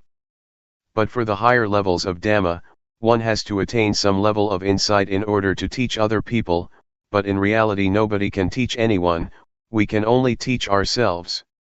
Question: I have a question on seeing thoughts. Over the years, I have been practicing, worrying over the quality of thoughts. Thoughts can be strong and there may be many thoughts coming. I am wondering, if, over time, as I keep practicing, will the nature of my thoughts change so they are not as strong, not as quick, or will you just see the thoughts and they will improve? Answer: yes. The unintentional thoughts or undesirable thoughts that cause suffering will change. Their nature will change if you keep looking at them, and at the same time you may be more adept at looking and seeing. Your capacity to look and the nature of thoughts will both change, and your unintentional thoughts will improve. Everything is subject to change, even hatred, greed, and delusion will change if there are sufficient factors to produce the change. It is the law of nature that everything is subject to change, because everything depends on various factors. Luangpor Teean once made an analogy of the state of enlightened mind. An enlightened mind will not hold on to or attach to sensual pleasure, or anything that causes suffering. You just let it pass, let go of it. But if you are an ordinary person, you just grasp this greed, hatred, or sensual pleasure. Even if this is the anger which causes suffering, we still grasp it, and we enjoy it, enjoy getting angry. So, this is the mind of general people who never practice, they cling to happiness and suffering. People do not turn away from suffering, they cling to it and do not let it go. I ran a summer camp. The small novices had a quarrel and wanted to fight with each other. I tried to keep them from kicking and striking each other, but they still wanted to punch each other. They wanted to preserve the anger, they clung to it and would not let it go. So, this is the state of ordinary minds, of ordinary people. When the eyes of the enlightened one make contact with a form, a visual object, to see is just to see, there is no clinging to the form or to the visual object, it just falls down and suffering cannot exist. There is no attachment to the eyes or to the mind. But for ordinary minds, once the contact has been made, they cling to the noise, to the object, and cannot let them go. In fact, Luangpor Teean compares it to clay. If you throw it at a wall and it sticks, it is like an ordinary mind, you cannot let it go. You just think about it over and over, and you become happy or suffer. But for the enlightened mind, it is like dried soil, you throw it and it never sticks to the wall but just falls down. You just see it but nothing happens. Question: is appreciation of beauty a judgment? Answer: that this is beautiful or this is ugly is just convention. The mind of the enlightened one is like the leaf of the lotus that cannot be stained by water, not even a drop. The enlightened beings live in the world but cannot be stained or polluted by the world. They do not cling to the world. They are beyond the world, but they live in the world. The lotus grows out of the dirty mud, but it will never be polluted or stained by the mud. It is very beautiful. This is the mind of the enlightened one. Question: why is happiness a suffering? Is it because it is unstable? Answer: if it is general happiness, it is suffering because it is subject to change. It is just convention. But supreme happiness, liberation, or enlightenment, is different. No happiness is greater than enlightenment. June 12, 1997. Foundations of Mindfulness. Please pay attention. We have been following the instructions that the Buddha gave in the sutta called Satipatthana, or the sutta about the 4 foundations of mindfulness, which covers all human activities. Human lives or human ways of conduct can be divided into 4, the realm of body, the realm of feeling, the realm of thought, and the realm of mind objects. There are a lot of details concerning these 4 aspects of a human being. Our bodies have experienced a lot of things, we have felt a lot of feelings, encountered various kinds of thoughts, and faced a lot of mind objects or mental impressions. No matter what happens to the body or to the physical form, with mindfulness we can understand the fundamental truth, or the fundamental nature that underlies the activities of the body. Mindfulness gives us insight into the nature of the body. The underlying nature, the fundamental law, that governs the physical realm is what we call the 3 common characteristics: impermanence, unsatisfactoriness, and no self. Feelings are also subject to the 3 common characteristics. Every kind of feeling, whether it results from contact with the eyes, with the ears, with the nose, with the tongue, with body, or with mind, is subject to these 3 common characteristics. Ultimately, feelings have no self. We cannot take them to be a self or a person. If we do not understand the reality of feelings, we will be their slave. We will try to struggle for the pleasant feelings, we will try our best to protect whatever can give us pleasant feelings. A lot of people are busy possessing objects that provide them with pleasant feelings, but they will ultimately find that they cannot keep them all the time. They are subject to change, to vanish. The Buddha always stresses that a feeling is not self, it is not the person, it is not the individual, so do not take it to be a person or self. Worldly beings who do not practice cannot understand what the Buddha said, but we will be able to understand if we practice hard enough.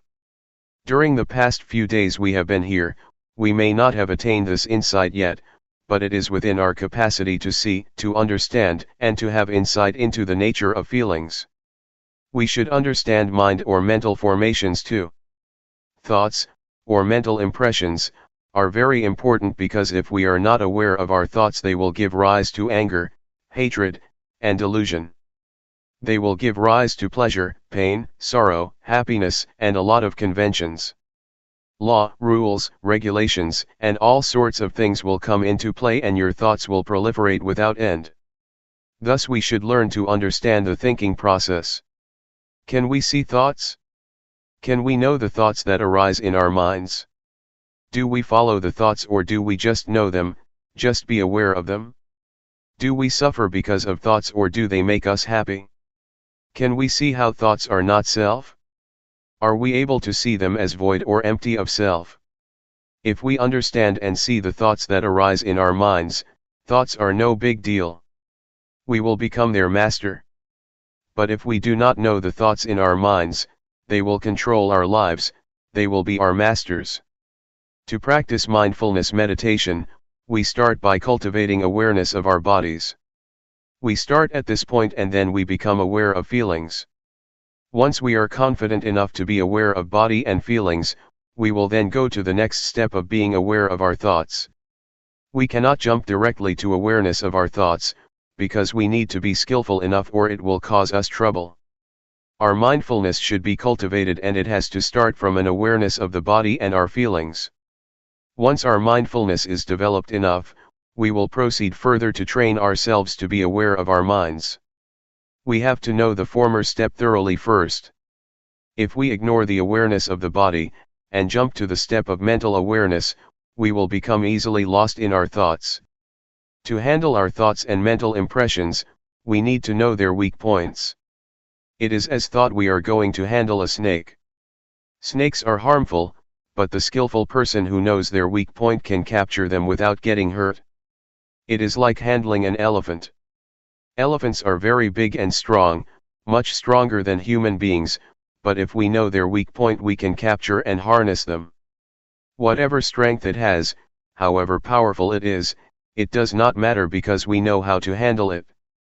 The same goes for our relationship with our minds and our thoughts.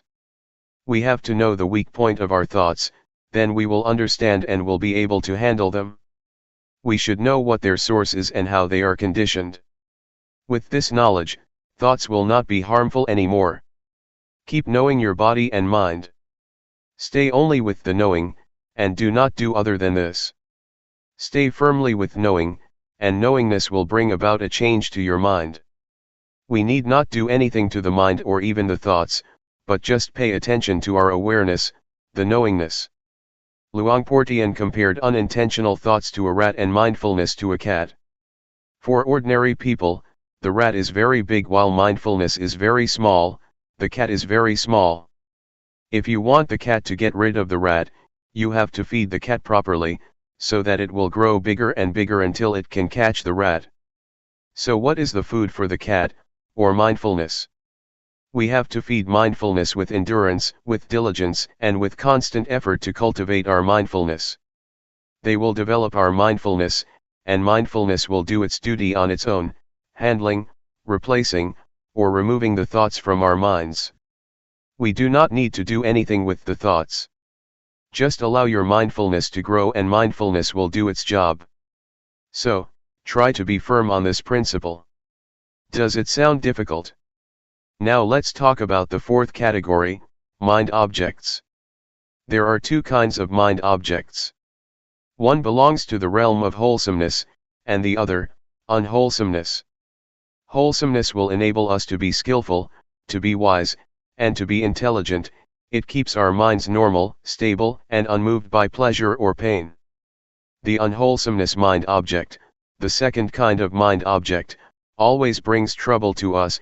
It creates a lot of suffering, and it turns one's mind to hell, to be animal-like, or to be a ghost.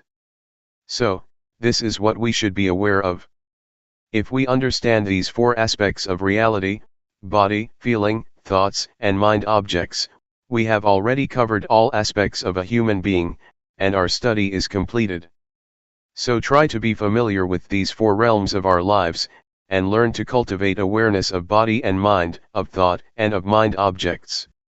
Once we finish such study, our minds will become the noble life, the life that is harmful neither to ourselves nor to other people. It is called noble. Noble means harmless. Do not become stuck in doubt, in uncertainty. I can assure you that all kinds of sufferings, defilement, and unwholesomeness, are born out of our ignorance of the nature of body and mind, and strengthened by it.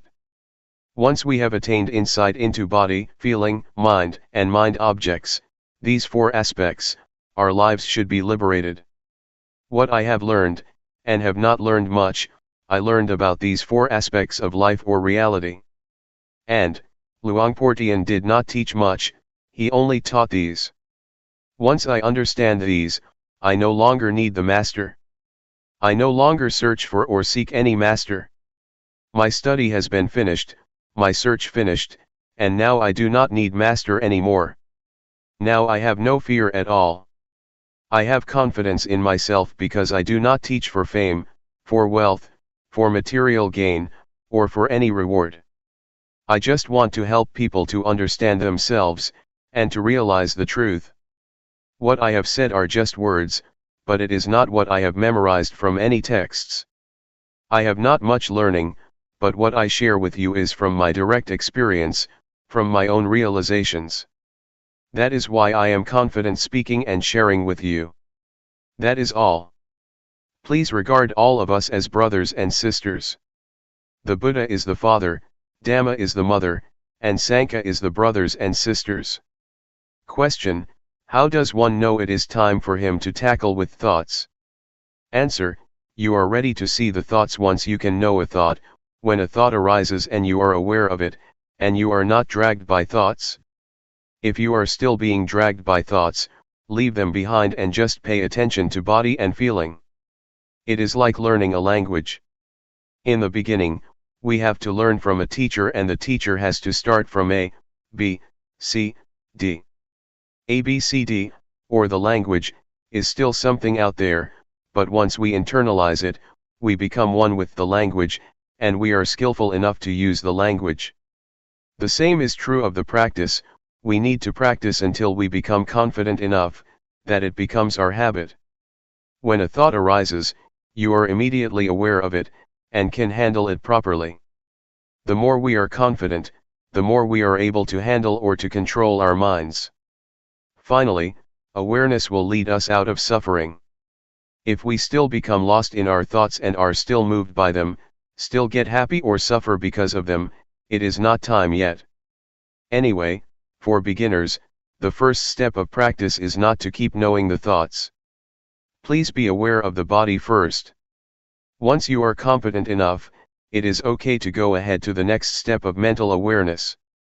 Question: how do you get rid of drowsiness during the practice? Answer: it is natural to get drowsy. Everybody has to face this problem and overcome it. Otherwise, it will become an obstacle to the progress of meditation.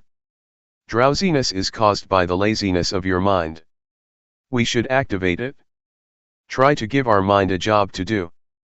Pay attention to external things, so that it becomes activated again, or change your posture, or feel the vibration of your body. When I started the practice, I kept a bucket of water near me. When I felt drowsy, I used the water to wake me up. When it didn't work, I just put my head into the bucket to wake myself up. Do not close your eyes. Do not yawn, close your mouth and resist yawning. Make your movements stronger, smile, refresh yourself, and feel confident and courageous. Defeat it and subdue it. There are 5 hindrances that obstruct us from making progress in our spiritual activities. The first one is drowsiness, the second is restlessness or agitation, the third is doubt, the fourth is sensual desire, and the last is ill will or hatred. Drowsiness is like indolence, restlessness is like mischief, naughty, or stubborn, doubt has a nature of no self-determination or no resolution. These are the 3 dominant qualities of the mind during our progress. What the Buddha said is already in ourselves. He taught our reality. Question: on the conventional level, we have a saying, follow your heart, not your mind. Answer: it is the wholesomeness in our mind and in our hearts that tell us what we should do. We should transform anger to compassion, suffering to happiness, and agitation to peacefulness. It is wisdom that tells us what to do. If we know this is good or this is bad, if we know this is harmful or this is not, we do what is good and unharmful. I do not know whether you call it heart or mind. Just follow it. Question: just follow it and act on it? So it will not create any cause and effect? Answer: oh, sure, if it is a good cause, if one is mindful, if it is not harmful to oneself and others, it is a good karma. If it is harmful to oneself and to others, that is a bad karma, a bad deed. Question: should we just follow the middle path, if we are not sure whether it is a good cause or not? Just sort of ignore it and not act upon it? Answer: don't worry whether it is from mind or from heart. If you know it is harmful, avoid it. If it is good, act on it. We do not know, and we do not have such an expression in Thai, at least not one that is popular among the Buddhist monks. We often follow the heart and create a lot of problems. It is a different cultural orientation. Question: how does mindfulness work? Answer: you will realize it after you see it very often. You will realize, oh, it is like this. It is a matter of how frequently you see it. Avoid thinking, analyzing, or reasoning. Watch your body until your mindfulness is developed enough, and your mindfulness will be like a fire alarm, a smoke detector. The smoke detector never watches or keeps looking for smoke, but once it detects even a small amount of smoke, the alarm goes off. Mindfulness is like that. You will be aware of even a small portion of thought that arises automatically, without intention. So allow mindfulness to work on its own, do not order it or command it. Mindfulness works like that. Question: can you comment on psychic power, miracle, or New Age? Answer: if it happens and you become attached to it, there is the problem, but if you just see it and let it go, or if you are just aware of it, that is good. But normally people are attached to it. They want something special, but psychic power is not the real miracle. The real miracle, according to the Buddha, is the ability to be aware. When you sit and know that you are sitting, that is the supreme miracle according to the Buddha. Psychic power is the result of concentration, not awareness. If you have strong concentration, then your mind becomes powerful. Monks or people who practice mindfulness meditation seldom attain this power, but it is a shortcut to enlightenment, because you are unlikely to be distracted by psychic power, so you go ahead. Otherwise, you see flowers, you see shopping centers, you make visits, and then progress is delayed, but the delay is enjoyable. As for New Age, do not pay attention to things out there. They are just technology. If you enjoy technology, such as computers, it may seem like progress to you and you may enjoy spending whole day with the computer. You are better in terms of power over technology, but you are not any wiser than other people.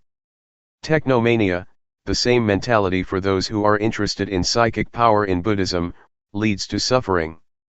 June 13, 1997. Lifetime practice. We have already studied the sacred Buddhist texts, especially the text on the four foundations of mindfulness. We practice through our experience, which is in reality the sacred text that is already in ourselves. With our practice, we have investigated into the text which is the experience in ourselves. We have investigated or trained ourselves to be aware of body, feeling, mind, or thoughts, and mind objects, the key points in this sacred Buddhist text. How can we see them? We see these four phenomena through mindfulness. With mindfulness, we are able to understand the reality of these four aspects. We have to cultivate mindfulness or awareness in order to see these four aspects of reality, otherwise, we cannot have understanding. We cannot know body, feeling, thoughts, and mind objects with intellect, nor through reasoning or analytical mind. The only way is to realize, to experience ourselves, then the realization will arise. We have explored the realms of the body, feelings, mind, and mind objects. In fact, there are many details in the realms of body, feeling, thoughts, and mind objects. The more we practice, the more we experience the reality of these four realms, the more we are familiar with the sacred Buddhist text. Keep trying. Keep practicing, so that you will be familiar with awareness, and gain an understanding of the nature of body and mind, of the condition of body, and of the activities of body and mind. You will achieve insight into body and mind, and will have a thorough understanding of body and mind. If you reach that point, you will have already finished the study of this text, this sutra, and you will be able to handle feelings properly. Feelings are everywhere, but I would like you to be stable like stones. Stones are here, stones are there, stones are everywhere, in Thailand, and in America. Stones are the symbol of stability, of constancy, of normality.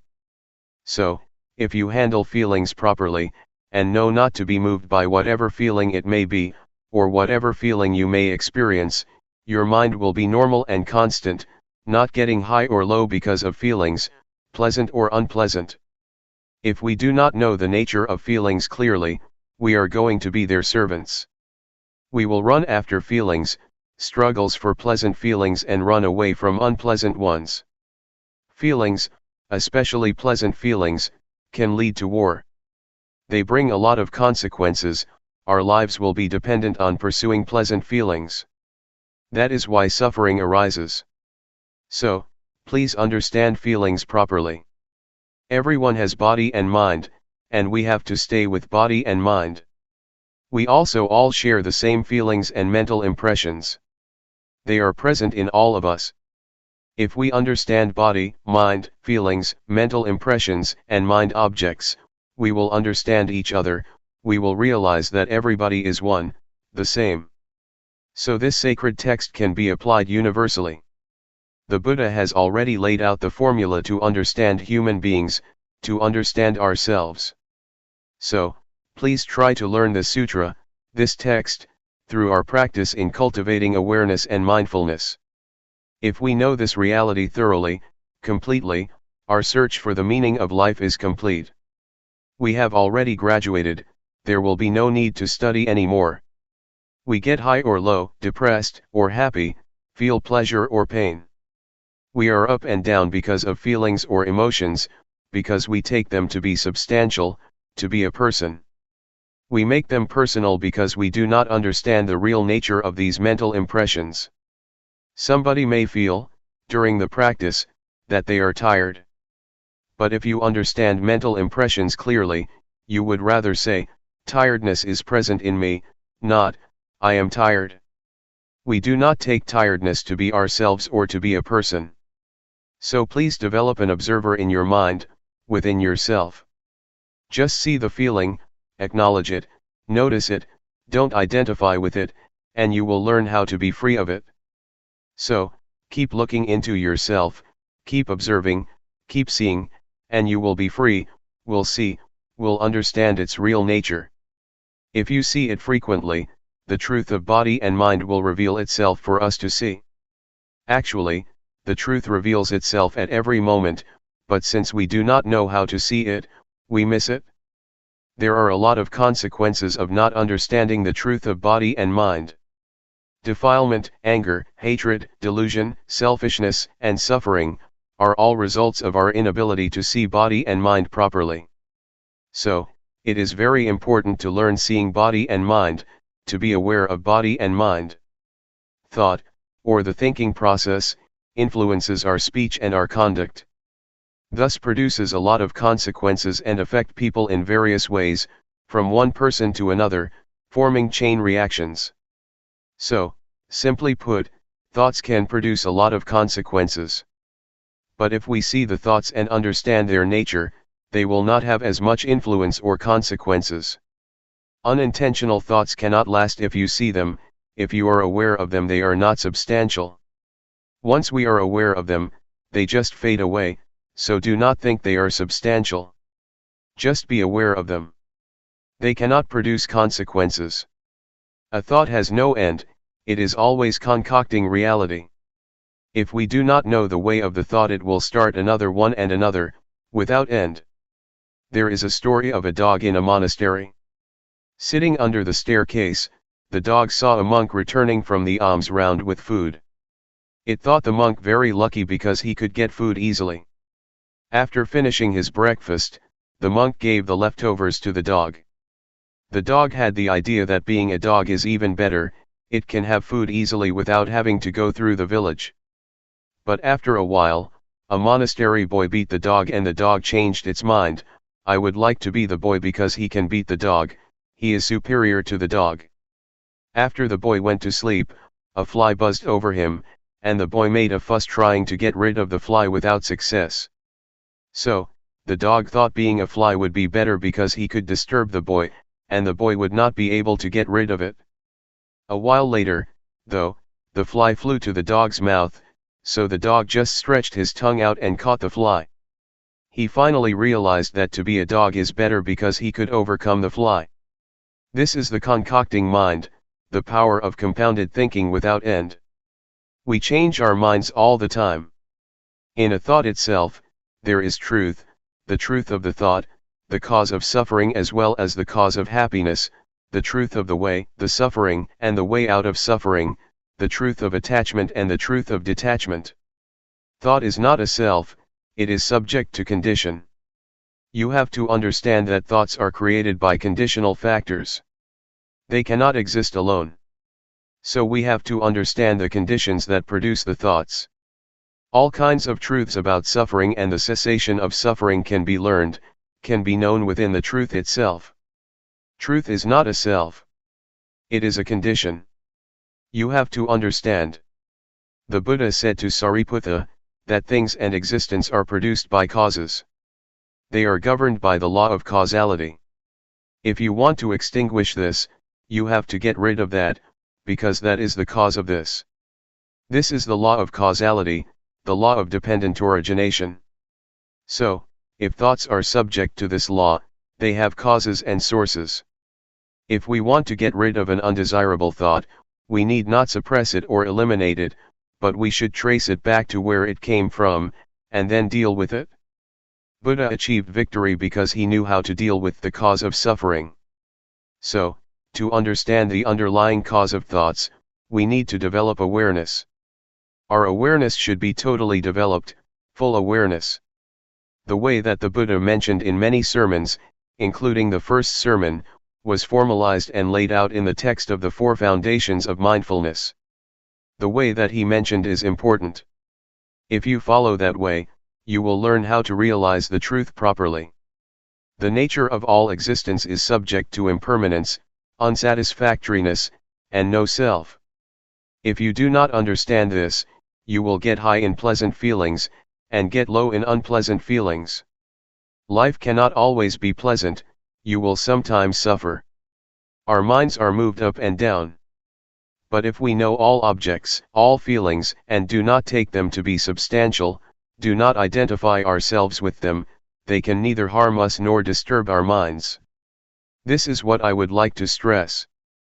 The retreat is not over as long as we have breath or are alive.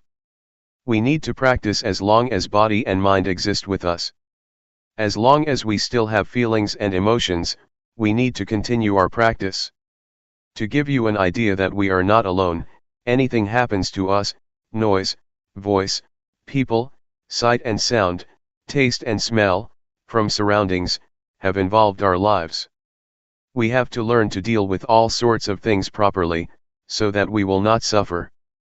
June 14, 1997. Buddhist meditation in a nutshell. I would like to talk about the problems of meditation. They are problems that we all share: drowsiness, pain, tiredness, and exhaustion. These problems are quite normal for the practitioner. We have all experienced the same kind of problems. The only duty we have is to be mindful in every moment and in every situation. Whether you are drowsy, tired, or feel pain, try to be mindful in that situation, meaning you are not disturbed by these problems. Do not regard them as obstacles, but take them as experiences that enrich your practice. Because skillful practitioners have to learn how to deal with various kinds of experiences. Do not try to find answers in the intellect or in your brain, or try to investigate into the thoughts, or make reasons for what you have experienced. Just feel. Just stay aware. The practice of awareness will bring you insight or wisdom. It is the wisdom that is not the result of intellect or rationalization, but of repeated practice. This kind of wisdom enables you to understand the nature of reality. And the practitioner who concentrates on this kind of practice, will obtain wisdom in return. This is what we call wisdom resulting from practice, not from intellect or from memorization. There are 4 kinds of objects that you should be aware of. The first is the body. The second is the feeling or sensation: coldness, heat, happiness, suffering. These are all in the realm of sensation. The third is thoughts, and the 4th kind of object is what we call mind objects. Mind objects mean the states of the mind or mental qualities. They include 5 hindrances: sensual desire, ill will, sloth, anxiety and doubt, and 7 factors of enlightenment: mindfulness, truth investigation, effort, zest, calmness, concentration and equanimity. Be it a wholesome or unwholesome object, just be aware of it. So train yourself to be aware of these four objects over and over. If you are not mindful, the body will bring you suffering and a lot of problems, feelings will create a lot of problems for you, as will thoughts and mind objects. So, it is crucial for us to be mindful with respect to body, feelings, mind, and the mind object. And this will give you insight. The more you are aware, the closer you are to insight. That is why we call this practice insight meditation, the meditation that brings you insight. The first level of the enlightened one is called Sotapanna. It means one who has entered the stream of enlightenment. The first level of the enlightened one is one who is free from or lets go of the first three fetters. The first one is a false view of person or false view of self. It means the view that this body belongs to me. This body is me, this body is myself. You take this body as me or mine, or take me as being in the body, or take body as being in myself. You take this body as substantial. But, if you attain insight into body and mind from this method of meditation, you can liberate yourself from this false view of self. The second fetter is uncertainty, skeptical doubt. Once you have realized the true nature of body and mind, you achieve insight or wisdom, and you have no doubts about the practice or about the proper way of meditating. The third fetter is attachment to form, to rituals, to legalities, or to the rules. This practice is good, is correct, that practice is not good, not correct. This rule is okay, that rule is not okay. This etiquette is good, that etiquette is bad. These are what we call attachment to the rules and rituals. If we see the true nature of all things clearly and achieve insight of the true nature of all things, we will be able to go beyond this concept of right or wrong. The objective of insight meditation is not to gain psychic power of telepathy, to penetrate anyone's mind, to fly in the air, or to go underground. Those are not the objects of meditation. The objective of Buddhist meditation is to have total awareness of body, of feelings, of mind, and of mind objects. Such awareness will give rise to insight. The first step of insight is the insight into body and mind. With this insight you know without doubt what body is, what mind is, what the nature of body is, what the nature of mind is, what the disease of body is, what the disease of mind is, what causes suffering to the body, what causes suffering to the mind. This is the insight into body and mind. And once you achieve this insight, your practice will go on to the next step of the practice, learning to be aware of thoughts. In the beginning, as I suggested a few days ago, you should just be aware of your body. Do not mind your thoughts. Just leave whatever thoughts arise behind. But once you get insight into body and mind, you have to practice the second stage of being aware of your thoughts. Yet, to be aware of your thoughts does not mean that you have to investigate them. Just see them, register them, and then turn your attention to the practice of body movement. Do not bargain or negotiate with your thoughts, not try to find the motive or reason behind them, do not ask yourself why you have such thoughts, why your thoughts are unwholesome. Not at all. Just be aware of them and come back to the practice. From this second step of practice, another kind of insight will take place. With this insight, you can go straight. The truth will reveal itself and you will see things clearly without using analytical thinking. You just see it and understand it. So, it is as if you go straight without interruption. Once you achieve a certain kind of insight, you will be able to look back and see what you have already passed.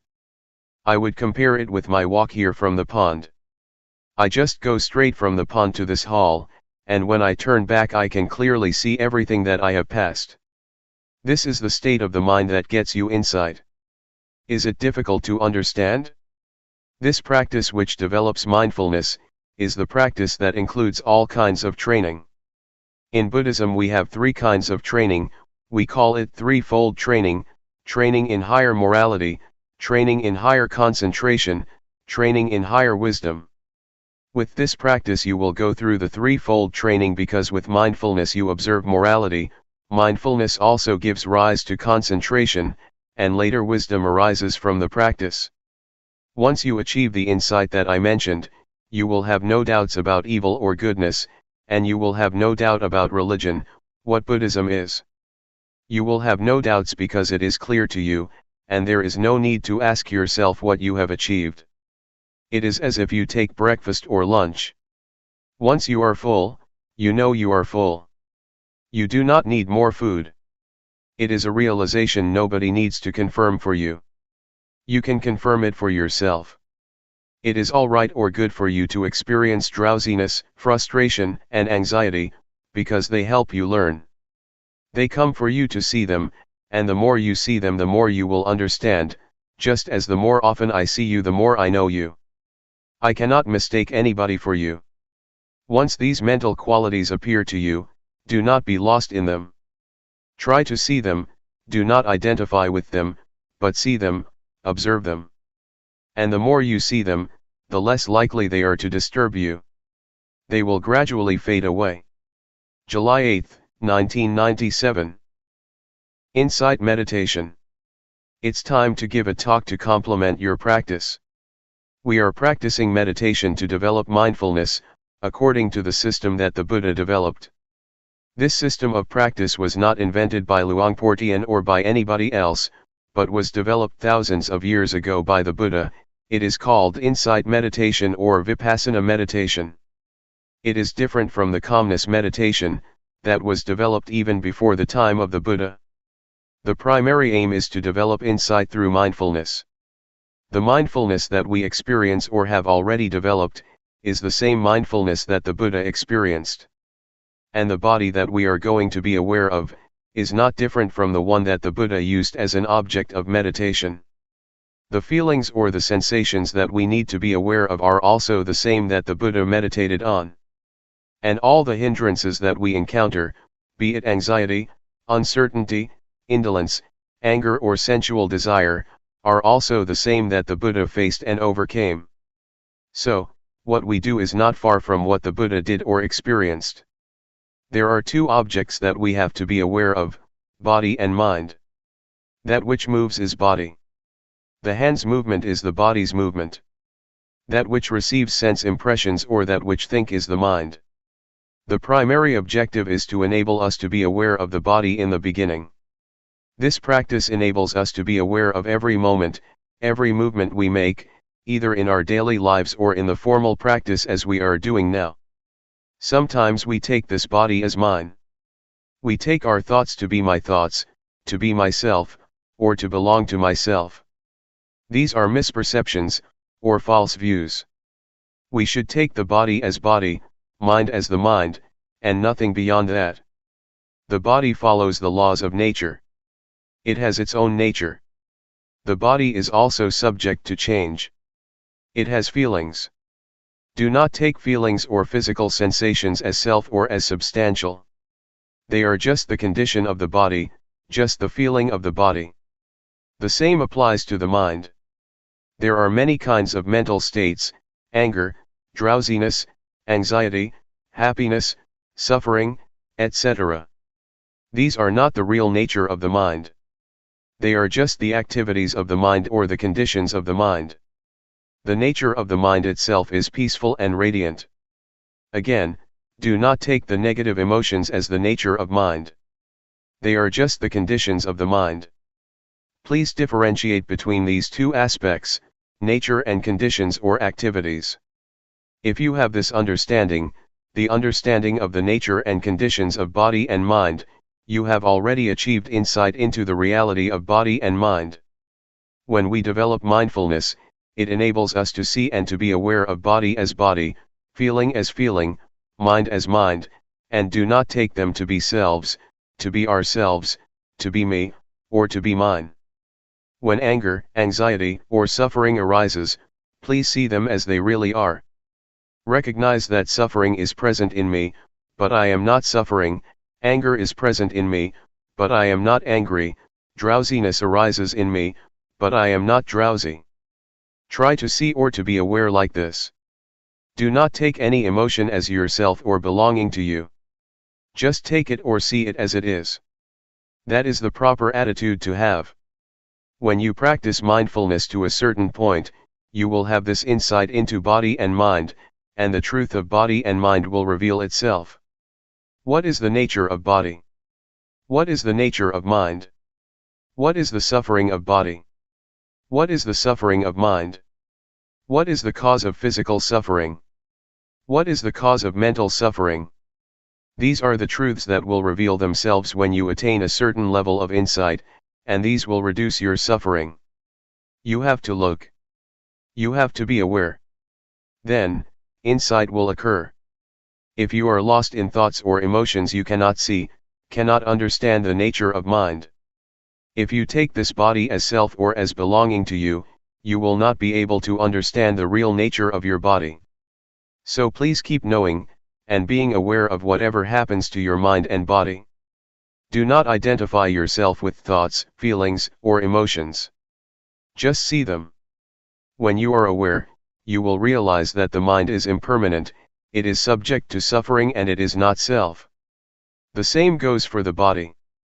The body is impermanent, it is subject to suffering and it is not self. These are the insights, the results of awareness. Can you understand? The noise disturbs us but sound is just sound. Do not bother with it. Don't be disturbed by noise. Just accept it. That's the way it is. Do not let it have an effect on you. The state of awareness is very important. It is the path. It is the fundamental of holy life. It is the whole of the training.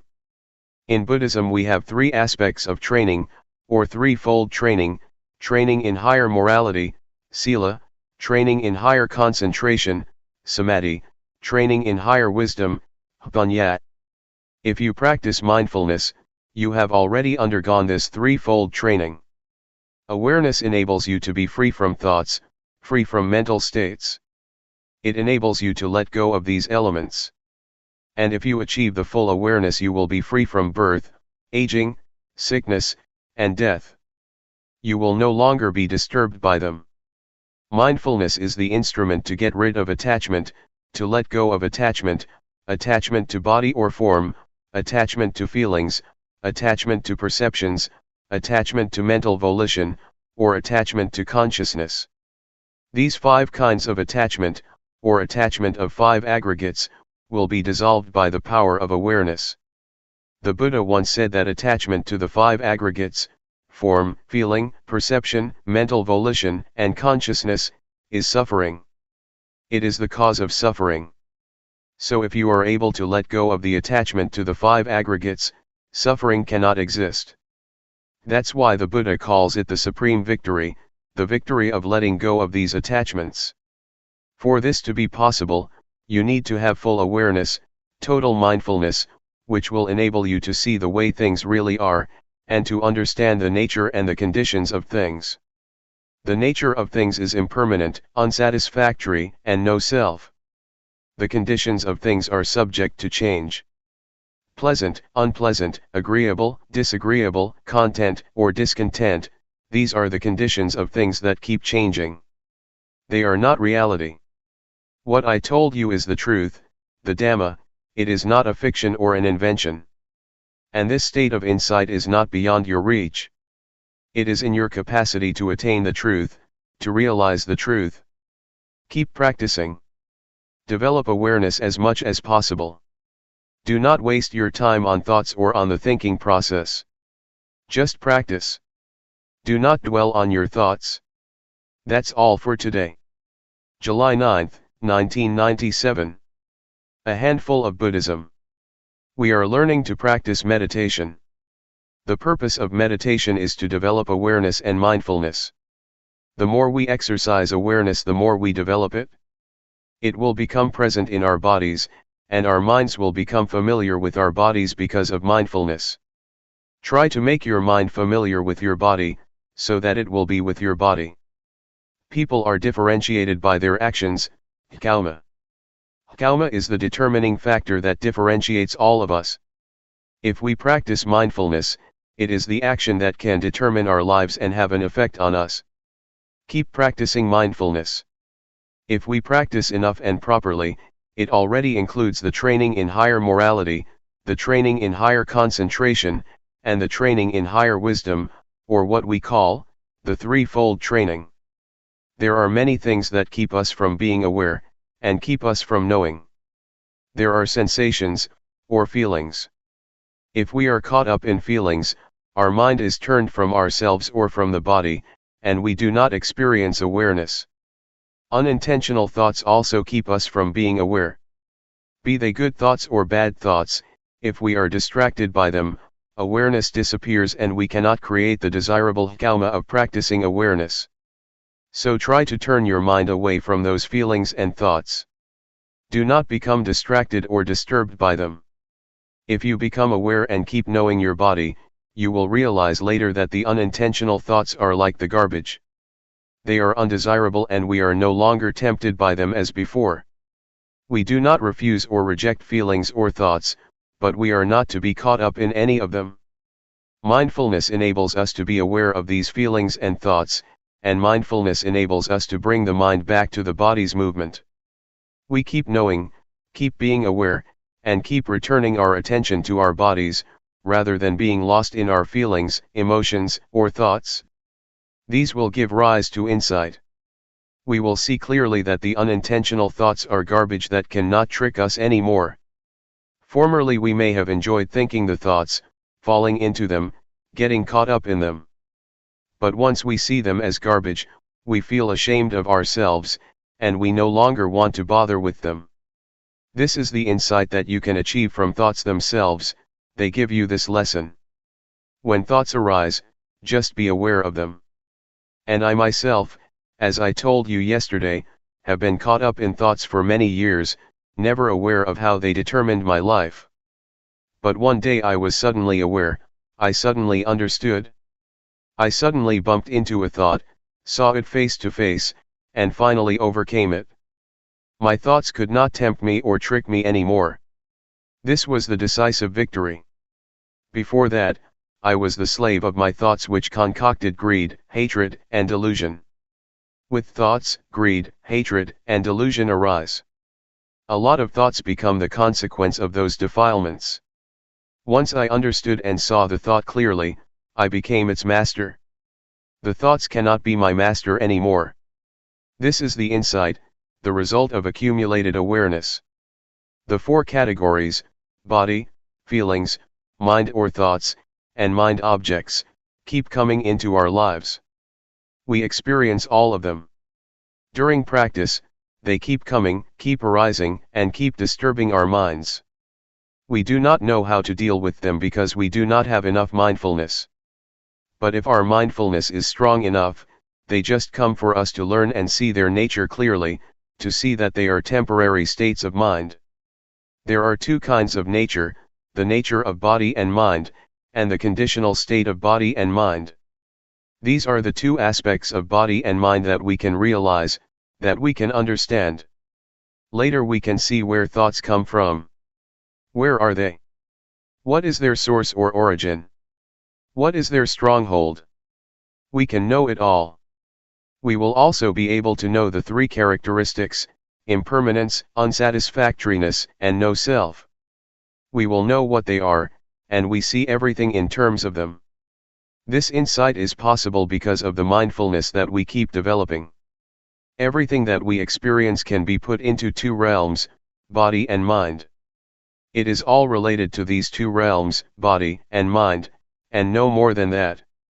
When we are aware of the body and mind, we can see the two aspects that I mentioned earlier, the true nature of body and mind, and the conditional or the temporary state of body and mind.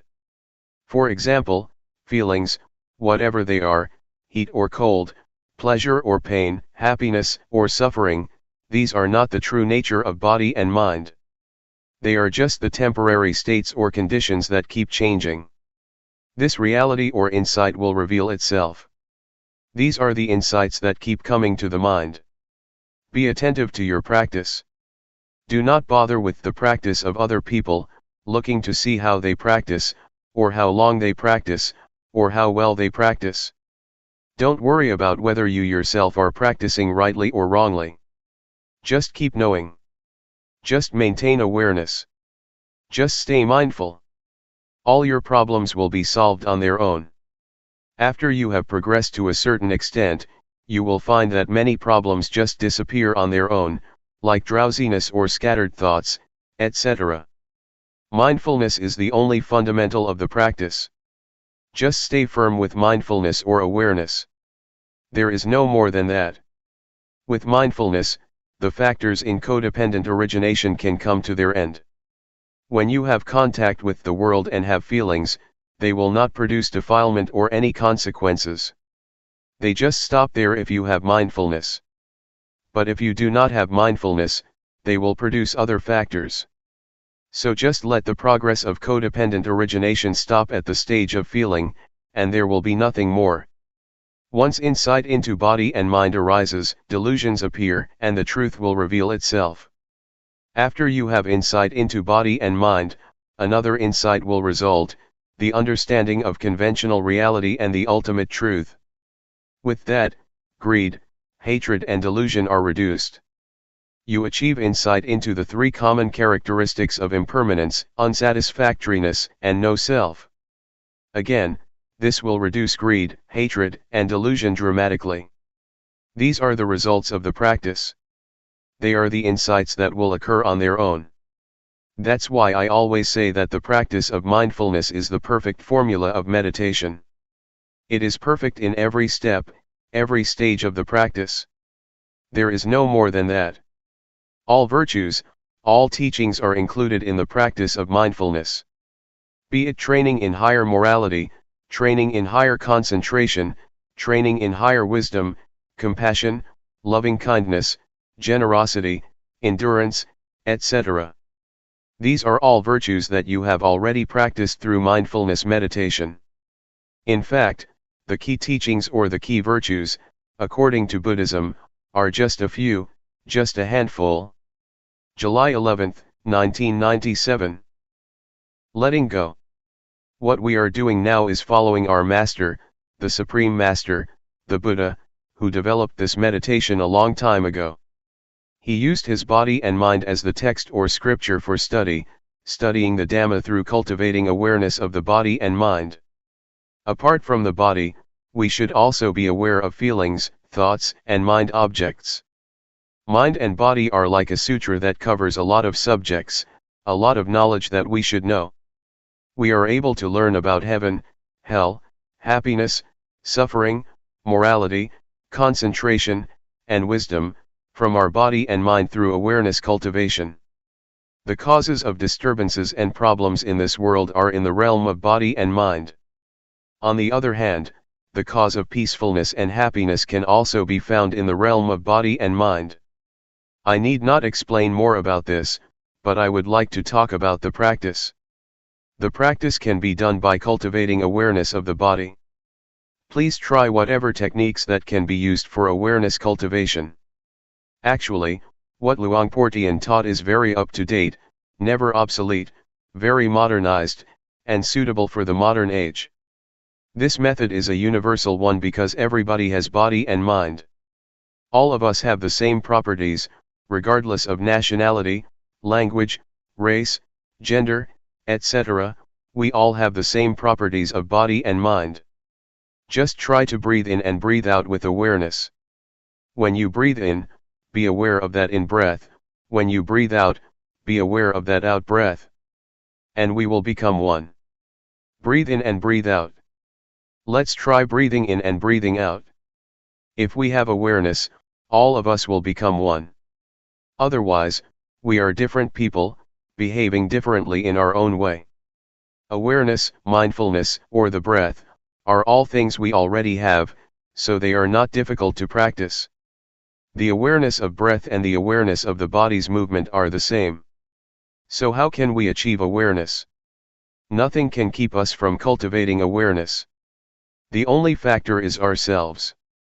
If we practice, awareness can be developed, it depends on us. We have already done many things, chantings, devotions, offerings, performing merits, studying scriptures, etc. Another thing that we should do is practice meditation. What Zhuangyan Monastery has done is to follow the path of the Buddha, encouraging people to practice meditation. Although not many people are interested, it is a good activity. Other Buddhist practices such as offering food to the monks, offering materials to the temples, observing the precepts, or studying the texts, are not lacking in society. What we lack is awareness. We have problems regarding the body and mind. We suffer because of body and mind. Greed, hatred, and delusion arise because we do not know how to deal with body and mind properly. For example, delusion occurs when the eyes or ears make contact with a sight or sound, and we are not aware. When you have awareness, forgetfulness and delusion just disappear. They are opposites. When awareness arises, the forgetfulness cannot stand. It just disappears. I would like to ask all of us, which, up till now in our lives, has been more powerful, awareness or forgetfulness? It is not difficult for awareness to arise if we start counting on ourselves. Buddhism starts from the individual, transforming the individual first. You need not change the environment or to ask the environment to change at the outset. So if you keep cultivating awareness, you will find the answers to your problems by yourself. The truth about body and mind will no longer exist. I would like to speak briefly for your benefit. We need to let go of everything regarding the mind. Regarding the body, we should learn how to reduce physical suffering and treat it properly. In other words, mental suffering can be reduced by letting go, but physical or bodily suffering has to be reduced by treatment. For instance, when it is hot you have to stay in the shelter and so on, because it is the physical suffering, but if it is mental suffering, you have to let it go. I would just like to encourage you to practice. This temple is a suitable place for teaching and practicing meditation. I like this place very much. We can practice or walk without mosquitoes. In my temple in Thailand, when I moved hand, I have to keep the mosquitoes away, but here it's very easy. So it is a suitable place that provides a good environment for practice. I do not know whether you benefit from this place or not, but I myself benefit a lot. My health is much better and I also have good ideas. 3 years ago, I had interesting ideas, and I put the talks into a small booklet about the Dhamma. Since my talk has to be translated, it can't be continual because I have to pause for the translation. So I only say about 50% of what I would like to. If I were to speak in my dialect I could continue my talk more easily, but that's okay, do not take it seriously. It's better to have a question and answer session. I have to go tomorrow, so this is your last chance. Question: what should I do when I have no thought during the practice, and what should I do when I am aware of my body's movements but all kinds of thoughts arise simultaneously? Answer: what you should do is be aware of the thoughts that arise, that's all. When no thoughts arise, just be aware of your body's movements. When I practice, sometimes I lose my sense of self, but when it seems that I myself have disappeared, I just touch myself to regain my sense of self. Question: with awareness, one may attain the state of no self or even reach the level of arahant. Is the eradication of the 10 fetters that an arahant should achieve, before he reaches enlightenment also possible through awareness? Answer: awareness gives rise to higher morality, higher concentration, and higher wisdom. So, the threefold training is already incorporated in the act of awareness. It depends on how much awareness we have. If the awareness is strong, it can get rid of the fetters one by one. So it depends on how strong the awareness is. The more powerful it is, the more likely it is that it can overcome or dissolve the fetters. Question: how do we enhance the changing conditions of our bodies and minds with awareness during our practice? For instance, what do we do if the mind becomes neutral? Answer: a neutral state of the mind means that the mind is ready to be happy or suffer. Just be aware of that neutral state. If it transforms into a pleasant feeling, just be aware of it. If it becomes an unpleasant feeling, just be aware of it. At the same time, if there is no thought, just recognize that there is no thought. When a thought arises, just be aware of it. You need not do anything with your mind or make it move from that state. Just practice and be aware of your body's movements, that's all. Question: is there any difference between the awareness that we are developing, and the awareness of the Buddha? Answer: they are the same. If you develop awareness to a certain point, your mind will be at the level of sustained observance, constant awareness. It is a sustained awareness, keep seeing and keep knowing all the time. This state of sustained awareness will include morality, concentration, and wisdom, and it will also enable you to see the cause of suffering. This state of awareness will lead to the cessation of suffering. So, this is the state of Buddhahood. The awareness of the Buddha is the awareness that enabled him to see the Four Noble Truths: suffering, the cause of suffering, the cessation of suffering, and the path to the cessation of suffering. If you achieve the state of sustained awareness, the practice is over, you have already reached the end of the practice. I would like to encourage you to practice and train yourself to deal with mind and body properly. For example, when anger arises in your mind, just know it. Just be aware of it. Do not become lost in it or identify with it. The same applies to sufferings and even happiness. Just see it, be aware of it, do not get caught up in it. This will enable you to transcend the world. You will still live in the world and interact with people, but you will be above the influence of the world.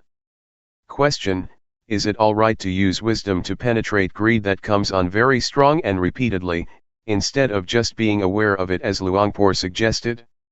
Answer: it is alright for you to penetrate it like that. In fact, awareness itself can be transformed into an act of penetration. If you penetrate, you can see how impermanent, unsatisfactory, and selfless greed is. Yes, it is alright. Greed is the desire to have more. If you work and get $7 an hour, you want more, $10 or $15. That is greed. But if you work and get money in return, say $7, and just concentrate on the work you do, that is not greed. Greed is a desire that arises in the mind, not the act of working to earn your living. July 12, 1997. An outline of the insight. I am just repeating an old story, because this is the old path that the Buddha walked a long time ago. It is the single path, the supreme path, that we should walk for our well-being. That which finds the path is mindfulness. Mindfulness will tell you the right path. It is the mental eye that sheds light for you while you are traveling on the path, and it will tell you whether you are walking on the right path. In fact, mindfulness is not out of the realm of body and mind. The more we are aware, the more we are able to understand the body and mind. After we are aware of the body and mind over and over, we will have insight into them. Previously, you took body and mind as yourself, as belonging to you, but once you have insight into body and mind, you see them as they really are. We use mindfulness or awareness as the eyes for us, to look into the body and mind, and the truth will manifest itself. This will enable us to understand the nature of body and mind, to see and understand why the body and mind do good or bad, to understand the sickness or the suffering of body and mind, and to see the conditions or the factors that give rise to these sufferings. It also enables us to understand the activities, the temporary state or conditions, of body and mind. These truths will manifest themselves to us. Insights occurs to us like a door that is opened. Once it is opened, we can look and see inside, and everything inside is clear to us.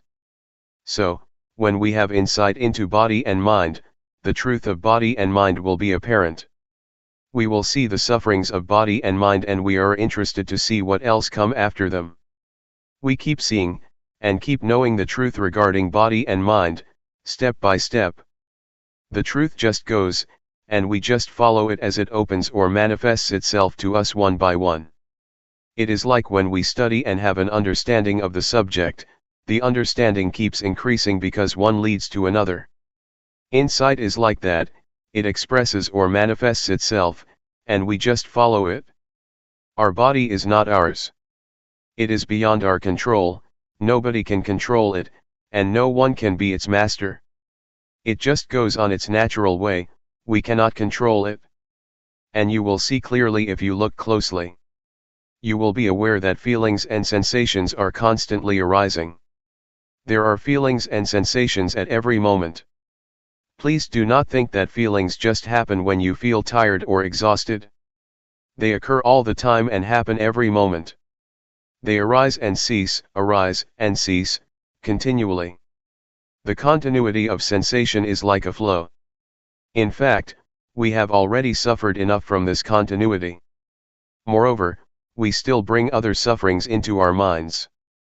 We suffer when we are subject to old age, sickness, or death, when we experience the undesirable, when we depart from the desirable or beloved ones, or when we cannot fulfill our wishes or cannot reach our expectation.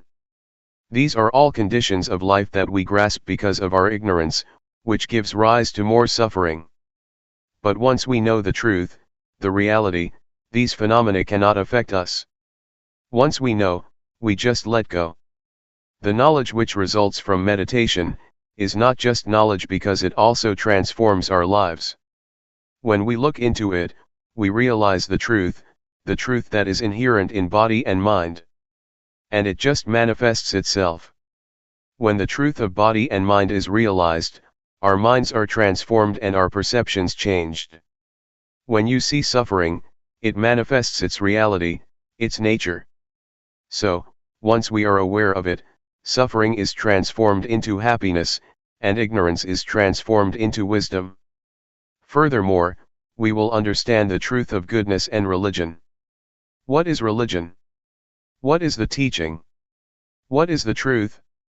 These are the insights we will have at this stage of practice.